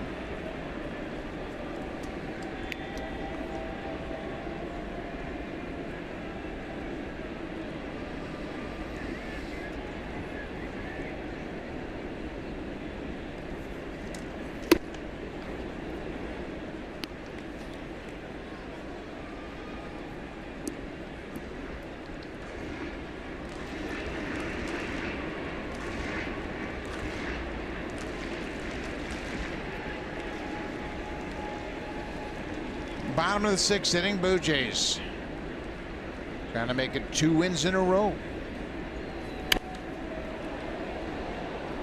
Won last night 8-7 over the Indians and won that series 2 games to 1.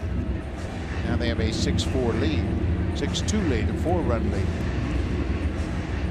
Won the series in Tampa, won the series you were just talking about, and I was asked today, you know, what do the Blue Jays do right now? You don't do anything. You just go out there and try and win a game. You don't start thinking about records until you get back to 500.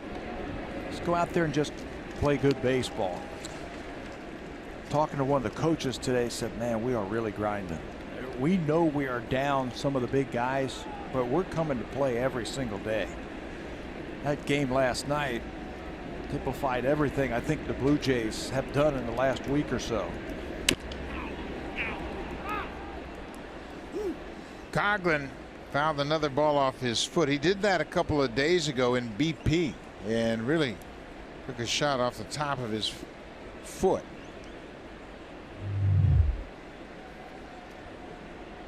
That's right off the toe.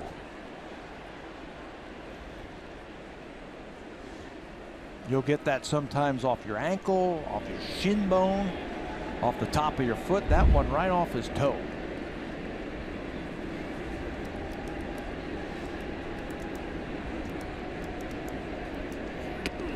Oh, look out. Well, that hit him right on his hand, and he's going to get up and run down to first, but that sounded like it got him flush. And not real sure where that one got him. I don't know if it got him in the chest or the arm or the stomach. Tell you what, he's one tough guy. 2 tough pitches. One he fouls off his toe, and this one maybe got him in the left arm. That's where he's looking. Fastball gets away from Curtis, up and in. Just can't turn out of the way quick enough. Right in the wrist. And then just to compound the situation, looked like it hit him in the rib cage after it hits him on the wrist. His hands get exposed, and then that ball looked like it hit him a second time. So Coughlin's at first with 1 out. Luke Maile, the batter.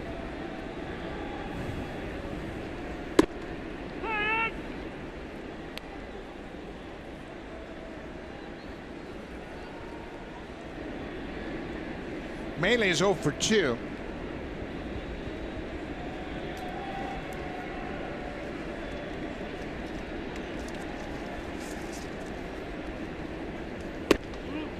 Inside, Luke with just 1 hit in 19 at bats since joining the Blue Jays, but they're not asking him to contribute with the bat. They want him to catch, and he's done a nice job of that. They knew that when they acquired him. They knew that his strength was behind the plate, handling pitchers, good defensive catcher. They'll take anything they can get offensively. You got a lefty now. It's going to challenge you.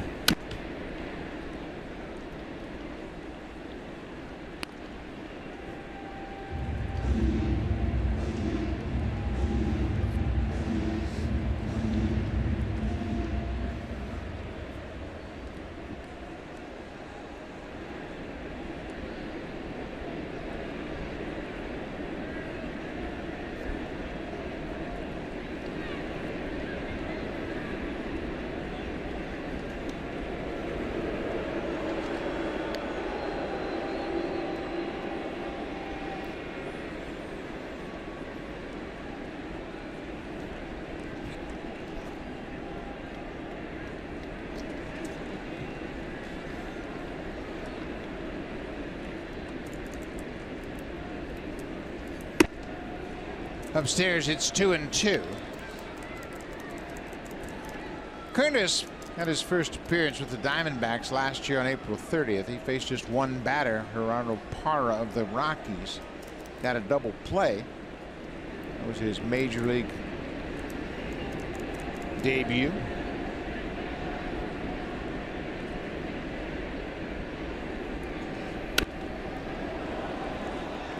Struggling with the injuries that we've talked about all night to the starting rotation, so you got to cover that with more relievers.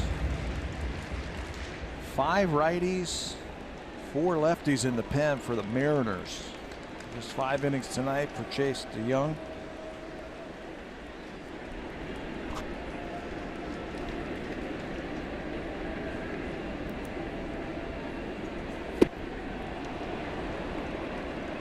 Maile strikes out. Second out of the inning. That'll turn the lineup over one more time, and Kevin Pillar will come to the plate for the 4th time in this game. Hey, this is where we were last inning. Right? 2 outs.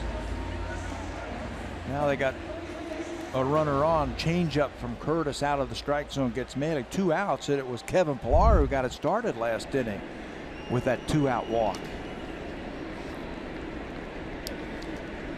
Pillar is 1 for 2. He scored a couple of runs. Got a single in his first at bat.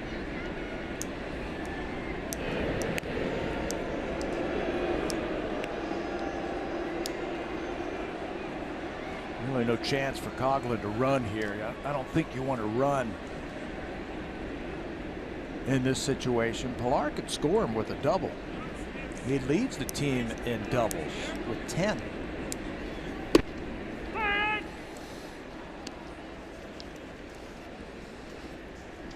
Pillar's average now at 298. He's picked up a hit tonight. Kendrys Morales told me earlier today he's feeling a little bit better, and he says he might be able to pinch hit tomorrow. So we'll wait to see that. They go to second for the force out. Seager made a nice play on the short hop. That'll end the inning. Blue Jays leave a base runner. We'll go to the 7th. Aaron Loup coming in to take over for Marco Estrada.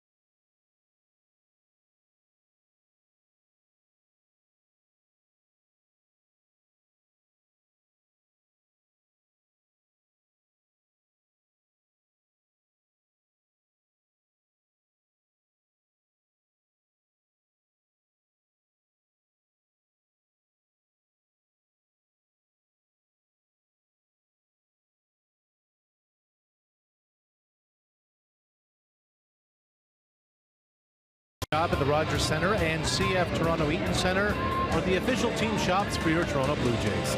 Authentic alternate red cap and jerseys are available now.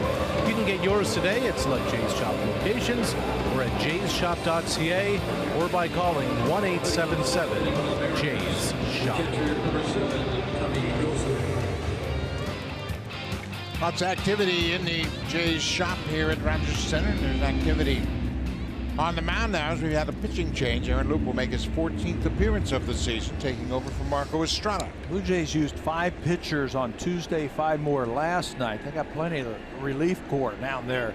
Loup pitched 2 days ago and gave up his first home run of the season. That was the home run by Yan Gomes, a 3-run home run. Here you got some lefties and you need an inning.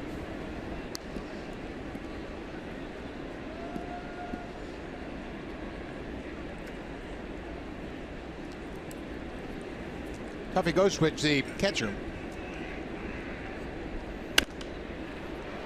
fouls it into the seats. Ball on the strike. Ghostwitch batting 8th. Gerard Dyson will bat 9th, and then back to the top of the order, Gene Segura.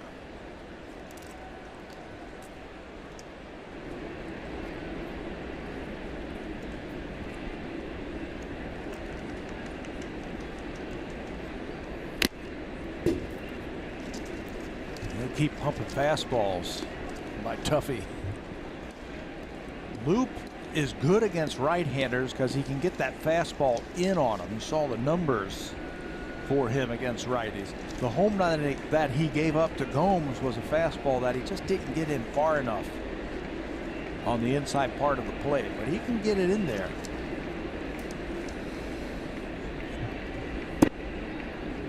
Changeup missed downstairs. It's 2-2 now. Bullpen has been great lately. Everybody's stepping up. They've filled the void of not having Joe Biagini down there. Joe Smith has thrown the ball very well of late. That ball is pulled foul.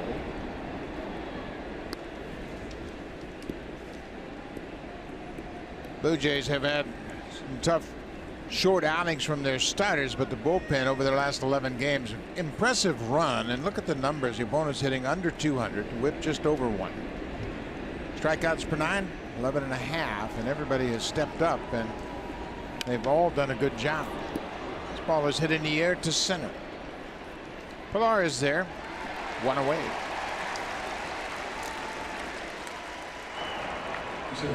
Jason Grilli, last time out, threw the ball well and trying to get back on track with his stuff.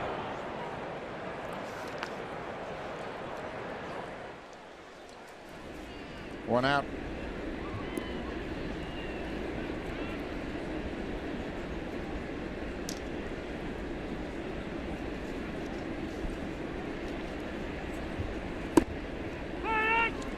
Tomorrow's pitching matchup, Biagini will go up against Christian Bergman. So Biagini making his second big league start. Marcus Stroman on Saturday. They have not named a starter for Seattle. Bergman got off to a great start in the minor leagues.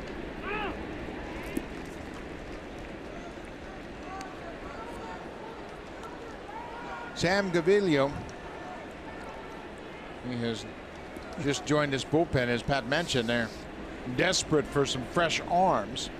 Changing every day. Take a look at their transactions.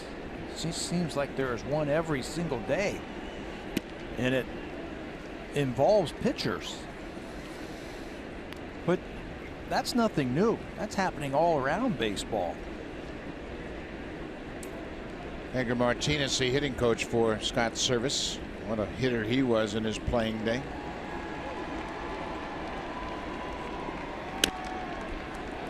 Fly ball into shallow left. Pearce coming in. He calls for it. 2 up, 2 down for Luke. Well, the strength of this ball club at the start of the season was their starting staff. But now you see they've got 4 of their starters on the DL. And Hernandez, of course, former Cy Young Award winner. James Paxton got off to a great start. Great start. Drew Smiley's got elbow problems. Iwakuma just went on the DL on the 7th. Smiley pitched in the WBC, then he was shut down. Felix Hernandez pitched in the WBC, did not come back, and now he's been shut down, put on the disabled list.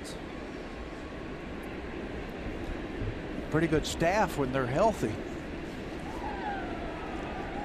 They used the disabled list 19 players last year, which was the most in club history. 19 players on the DL last year. They're up there this year already. They've had 13 different players on the disabled list so far. That's tied for the second most in a category nobody wants to lead in. The Dodgers have placed 17 players on the DL this season. Texas and the Mariners, they both have had 13 players. The Blue Jays have had 10. For the Blue Jays, it seems like 10 times 10, doesn't it? Seems like they've been using that DL every other day. Well, and most recently, of course, with Russell Martin going on a DL, you got Tulo, Martin, Liriano today. Wow. Most pitchers used. It's tough to replace those 4 starters. Segura draws the 2-out walk. He's been on base 3 of the 4 times he's come to the plate tonight.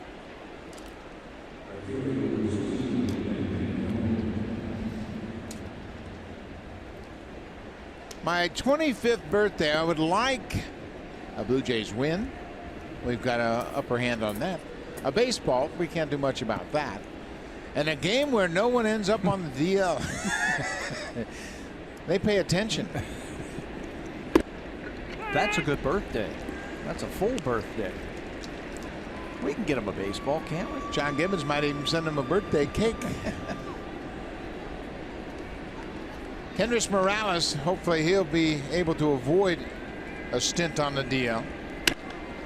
So fly ball to left field. Pearce ranging back is there, and the inning is over. Gamble flies out to left to end the top of the 7th. Luke has a clean inning.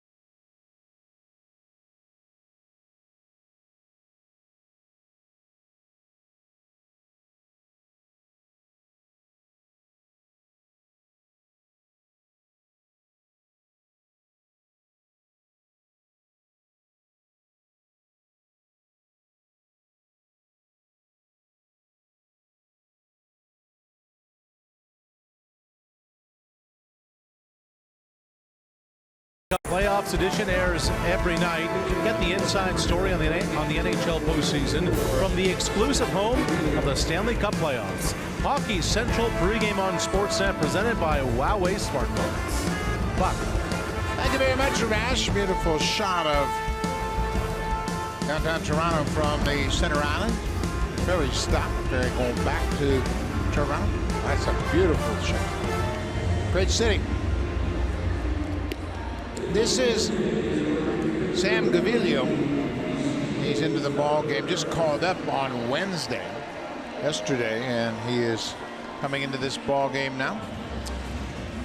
He was the Cardinals' 5th-round draft pick back in 2011 out of Oregon State. He represented Italy in the 2017 WBC. He's got 3 pitches, 2-seam sinker, little fastball, slider, changeup. Keeps the ball down, and when he does, he gets his share of ground ball outs. There's a good 2-seam sinker right there. Major league debut for Sam Gaviglio.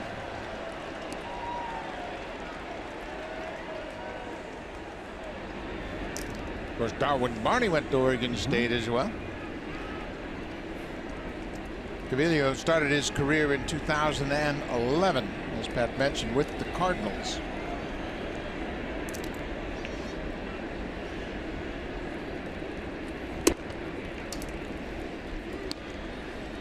6-2 Blue Jays. Seattle jumped out to a 2-0 lead in the top of the first on a Nelson Cruz home run. Blue Jays got a run back in the bottom half of the inning. And then the 5-run 5th inning. Capped off by a 3-run home run off the bat of that man right there, Steve Pearce. Pearce with his 4th of the season.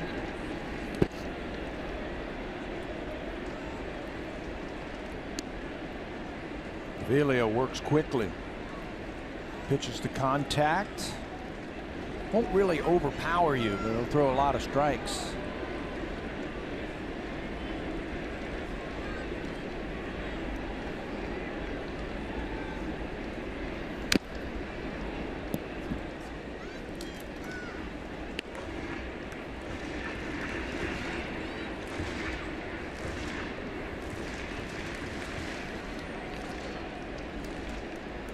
Two balls and 2 strikes.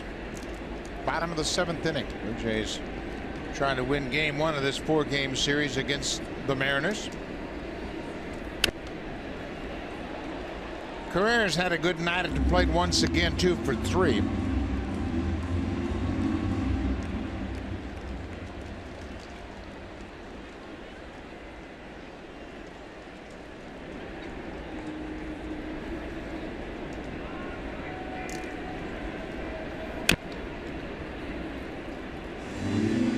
Carrera's hanging tough.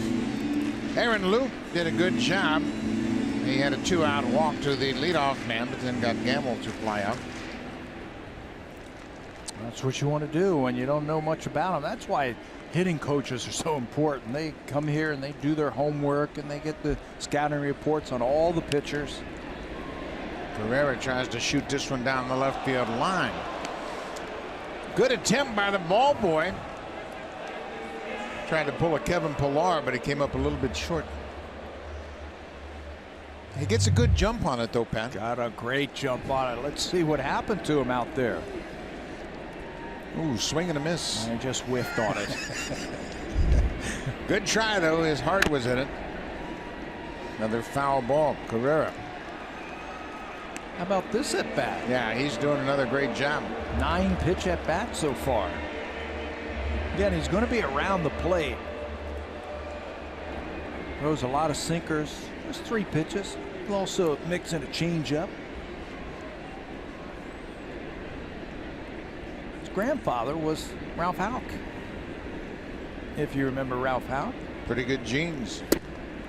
There he gets a strikeout. His first big league strikeout comes in his first big league at bat. Strikes out Ezequiel Carrera. Throw it out. Yeah, Kyle Seager knows what that's all about. He gets the baseball, throws it into the dugout. 2-seam fastball does the trick.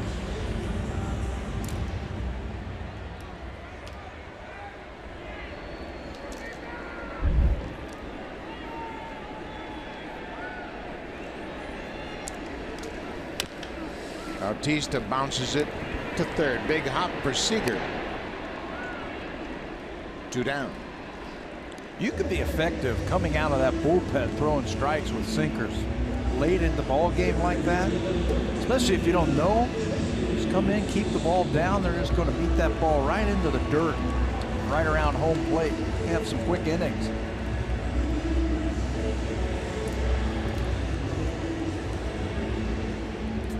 He pitched in 5 games this season in the AAA. Starter.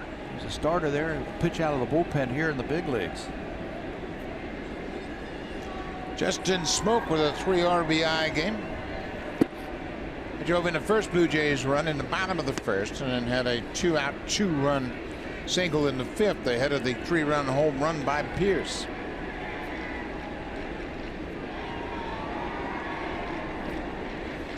Season high in RBIs for Smoak. 3 RBI night. How about that setup right there for Justin Smoak? Normally the second baseman will play short right field, and the shifter, that's Gene Segura talking to the second base umpire. He's just as far as that second baseman. Normally he's going to play on the dirt area, but he wants to carry on a conversation with Angel Hernandez out there at second base. Now he's got a strong arm. That's why he is able to play so deep. But Angel has to play just as deep as the umpire. High pop down the left side over near the seats. Seager will not get there in time.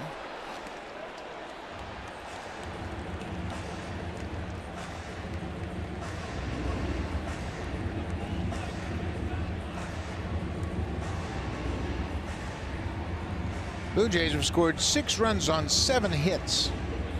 And their big 5-run inning, it all came with 2 outs and nobody on.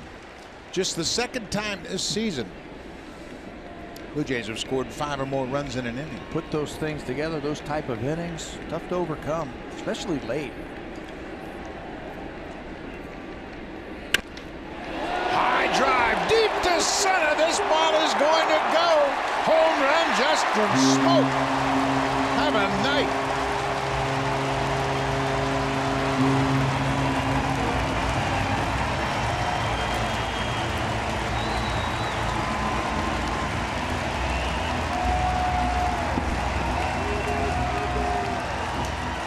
Six home runs now for Justin Smoak, a 4 RBI night.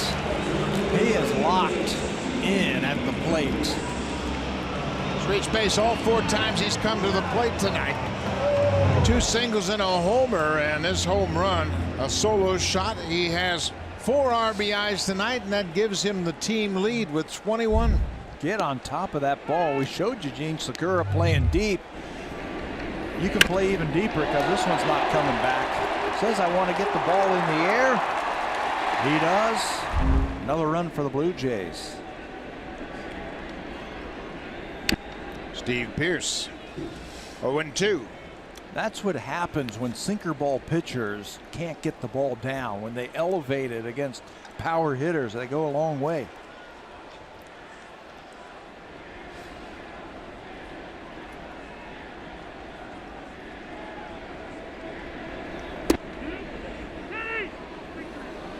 Ted Barrett down at first calls Pearce for the swing that ends the inning, but another 2-out run for the Blue Jays.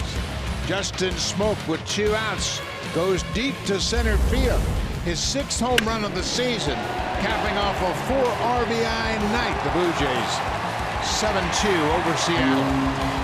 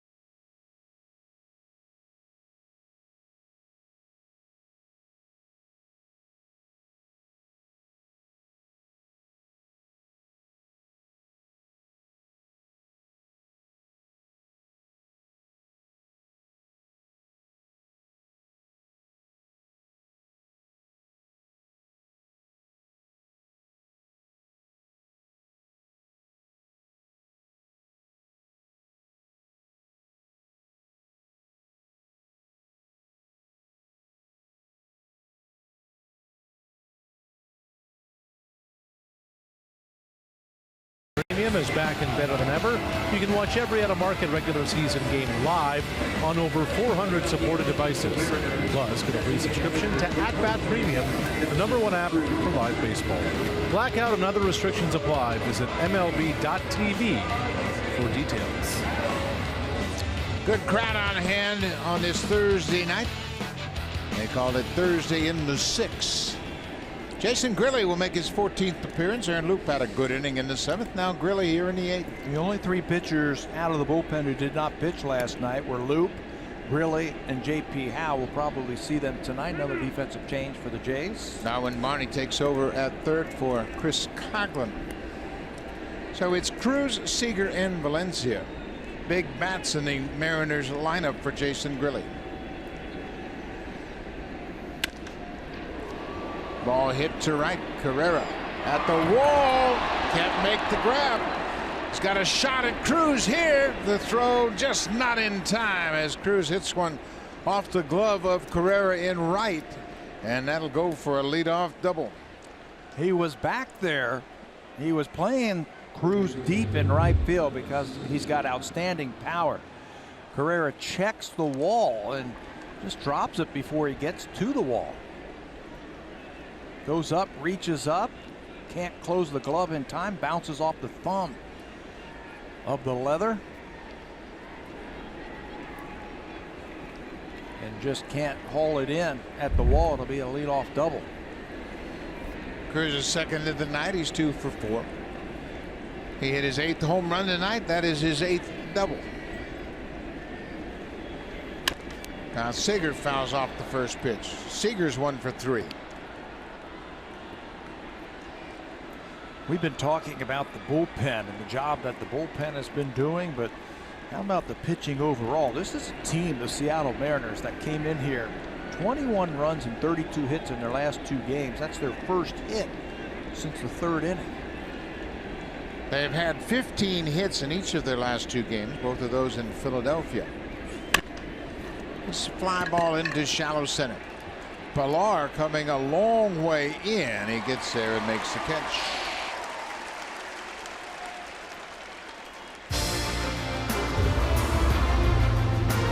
Jays on Sportsnet. Presented by the rugged Honda Pioneer Off-Road family. Your adventure begins here.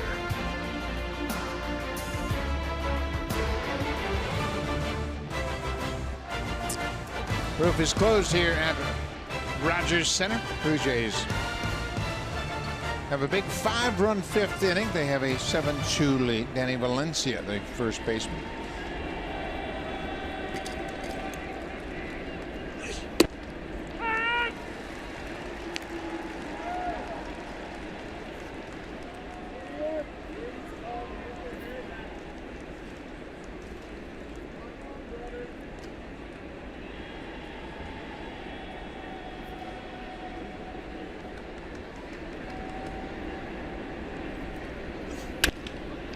Base hit through the left side. Cruz had to hold to make sure it was a clean single. He goes to third.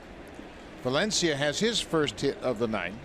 That's the pitch right there, Buck, that he's been having problems with, Jason.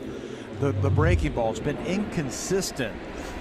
He wanted that thing down and away, and it stayed up in the middle of the plate. And a good hitter's going to hit that one hard every time. It's just been inconsistent. See, it spins and it stays up over the plate. Got to get that ball down. When he's right, when Jason's right, that thing is snapping down and away to a right-hander. First and third, 1 out. Taylor Motter, the left fielder.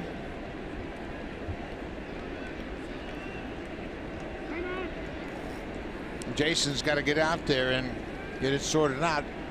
Have a chance to work things out. Gibby's going to give him a chance, he said. I'm going to give him chances. We need this guy. He was such a valuable pitcher for him last year, late in a ball game. That was a better one right there. Nothing wrong with his fastball. His fastball command has been good. Just at times he's made mistakes with his breaking ball.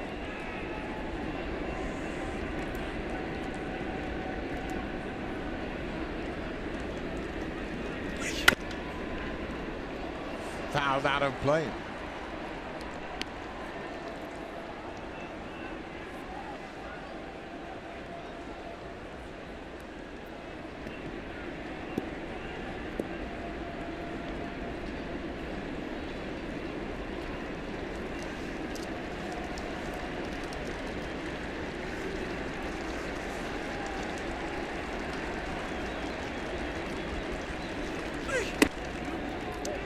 We'll be right back here tomorrow night. Joe Biagini will make his second start of the season and go up against Christian Bergman. Biagini very good in his first outing against Tampa Bay. Did a nice job giving Blue Jays 4 innings, allowed just 2 hits, 1 run unearned. Didn't walk a batter and struck out 4. Breaking ball hit into center. Pilar is on the run. He makes the catch. Cruz holds at third as Mater flies out to shallow center. Good slider right off the end of the bat. The Blue Jays were out here early today. Their outfielders working on throws to the plate. That's why Pilar uncorked a strike to the plate. Here's earlier today. They brought him out. They throw to every base, but today they wanted to throw towards home plate because they usually don't get a chance to throw to home, because you've always got guys bunting, taking BP. They'll throw to the bases during batting practice, but they don't get a lot of chances to throw home. So if they were out here early today, about 2:30, 3 o'clock, paid off right there for Pilar. It's a good throw.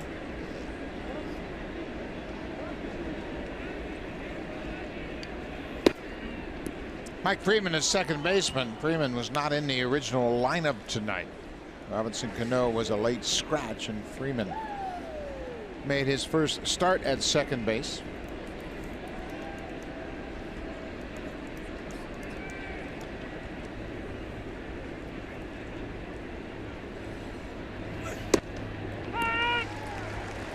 Good fastball in a good spots. You're only hitting $150 off that fastball this year on Jason.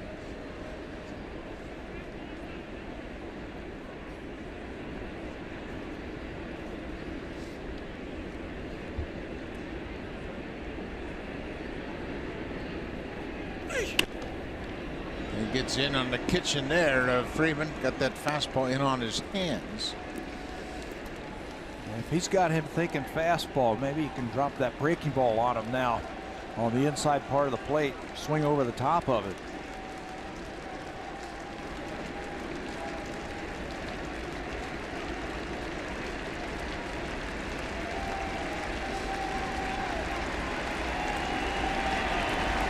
One, two, got it. Elevated the fastball, and Grilly gets a strikeout. He gives up a pair of hits, but strands both base runners. Facing Grilly with a good inning in the 8th. Now time for Blue Jays Central Update. Here's Jamie Camp with Greg Ton from the Samsung Broadcast Studio.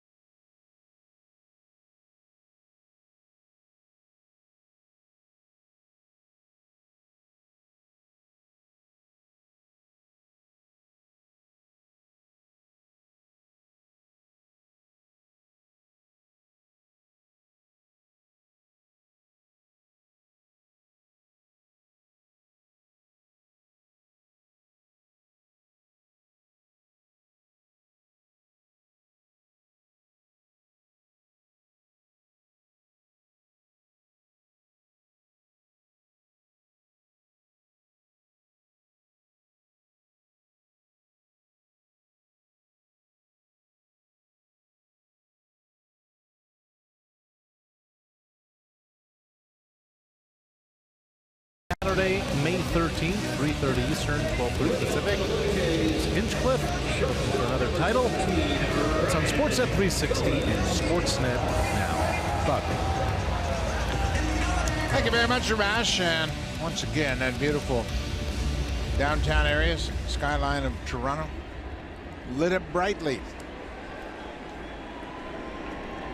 Football game for the Blue Jays. Once again, they fell behind, but got right back into it And they scored 5 big runs in the 5th. Justin Smoak's had a big night. Home run power has gotten the Blue Jays this lead.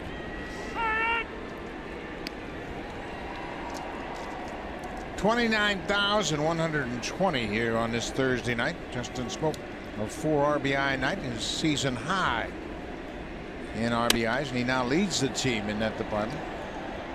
Goins hits one to left. Marco Estrada in line for the win. And he gave up a couple of runs in the first on the home run to Cruz, but after that, Pat, he didn't have many problems. Not at all. He gave up 3 hits in that first inning, then a couple of fly balls, and the inning was saved by the great play by Steve Pearce to end that first inning at a 1-2-3 second, and he gave up another hit in the 3rd inning, and that was it. 4 hits, a couple of runs. Travis rips one down into the left field corner. He's headed for second. He got to that ball on the inside part of the plate. You mentioned they backed him off the plate a little bit, and that paid off right there. And they backed him off to get him to hit the ball out in front. He steps towards the pitcher, towards the plate at times, and locks himself up, and pitchers have been jamming him inside, so they backed him off the plate, and he got to that one. That ball is ripped to left field for extra bases. Travis now has had 7 doubles in his last 11 games. You can see he's off the plate, but he can still reach that ball. Good piece of hitting right there. That's hit number 9 for the Blue Jays. 2-hit game for Travis. Darwin Barney getting his first at bat. Took over defensively at 3rd for Chris Coughlin.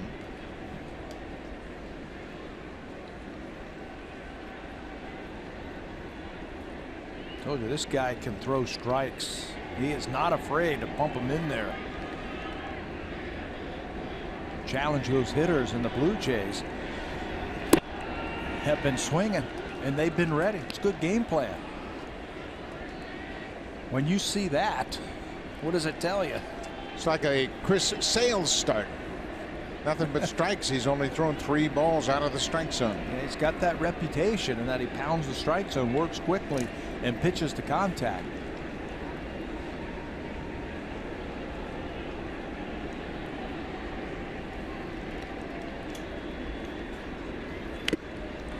Barney foul tips it into the catcher's mitt. 2 away.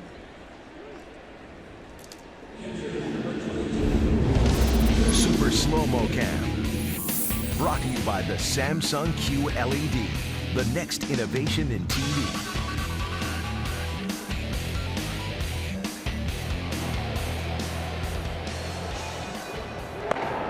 Leonel Campos has just rejoined the Blue Jays after Francisco Liriano was placed on the disabled list this afternoon.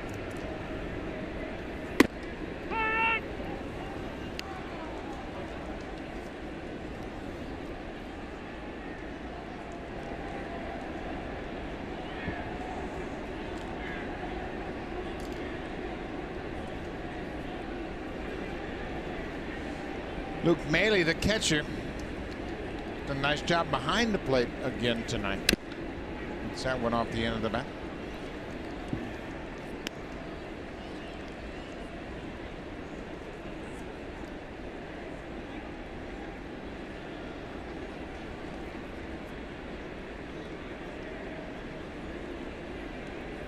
Lance Barksdale, the third base umpire, having a chat with Kyle Seager.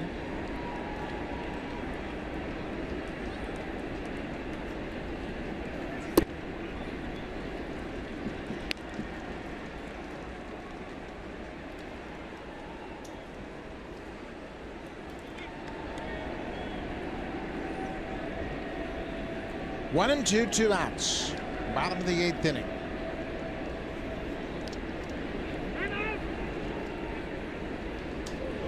Oh, that would have been dangerous. He almost unloaded it, and they can smile about it. Everybody enjoyed that one. The umpire called time. The catcher ran out there, and Sam Gaviglio did not hear the umpire, and he started in his windup. Watch this. Timeout. Let me go out there and talk about this. If he throws this, he's about 20 feet from him. Easy, big boy. Look at Joe. Look out.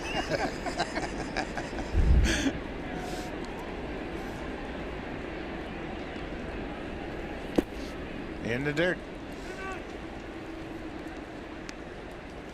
Young pitchers, this is his first big league game. He was locked in. He was all set to make that next pitch. He looks up and the catcher's halfway to the mound. That'd be a scary thought, wouldn't it? Because you're thinking, well, I don't want to balk. What's he doing out here? He's thrown 29 pitches and only 5 of them have not been strikes. I think that's been a successful big league debut.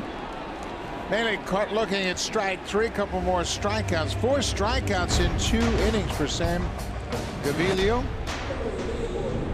Leonel Campos into the ball game for the Jays.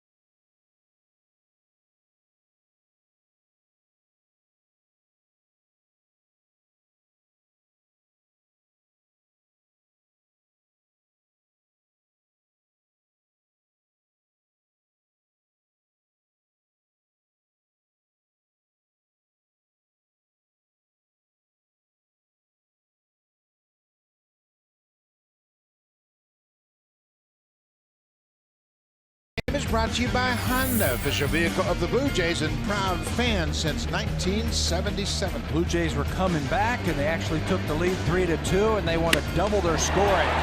High fastball. See you later, says Steve Pearce. Thank you very much. They go from 3 runs to 6 runs with this 3-run home run. It lands into the Blue Jays bullpen. Steve Pearce with tonight's drive of the game, his 4th home run of the season. That capped off a 5-run bottom of the 5th. Pearce made a nice catch earlier in the game in that first inning to save a run. Leonel Campos just recalled from AAA Buffalo. With Francisco Liriano going on the disabled list, the Blue Jays elect to have another arm down in that bullpen. 9 games down in Buffalo, 1-0 with a 231 earned run average. He was up here earlier this season. He also spent his time with San Diego last year, got into 18 games. Goins catches the pop-up off the bat of the catcher, Tuffy Goswitch. Now for a preview of what's coming up on Sportsnet Central. Here's Carly Agro and Ken Reed.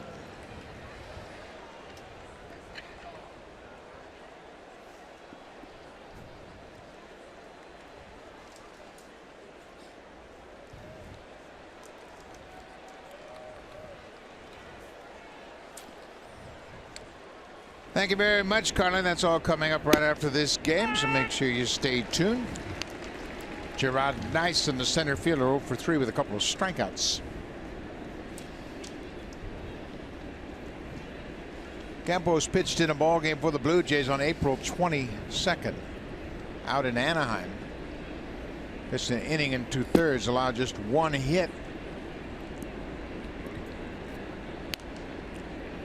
Only faced 4 batters through 12 pitches, and that was his big league season to this point. Fastball, slider. A little bit of a change up.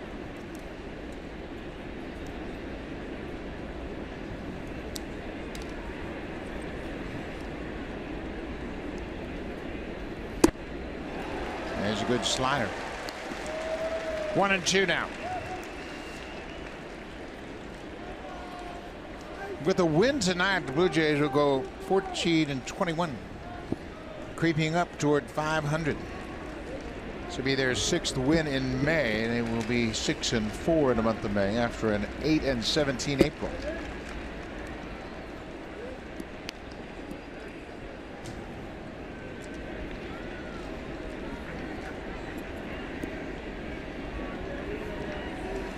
Everybody around the Blue Jays just suggesting, hey, let's just keep plugging away and hopefully we'll get our regulars back in the lineup.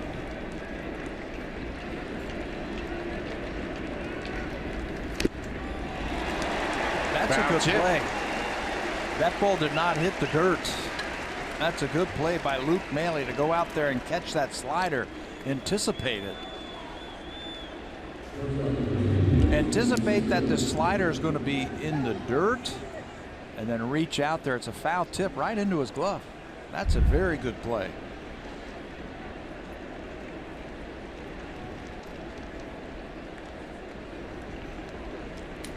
Leadoff man Gene Segura has been on base 3 times. 2 doubles and a walk.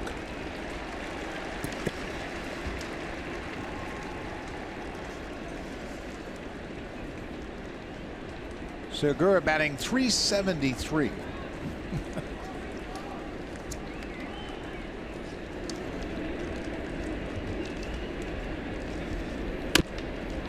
Bouncing ball. This should do it. Goins to Smoak, and that's the ball game. Now the Blue Jays get some big offense tonight. Marco Estrada picks up the win. Steve Pearce with his 4th home.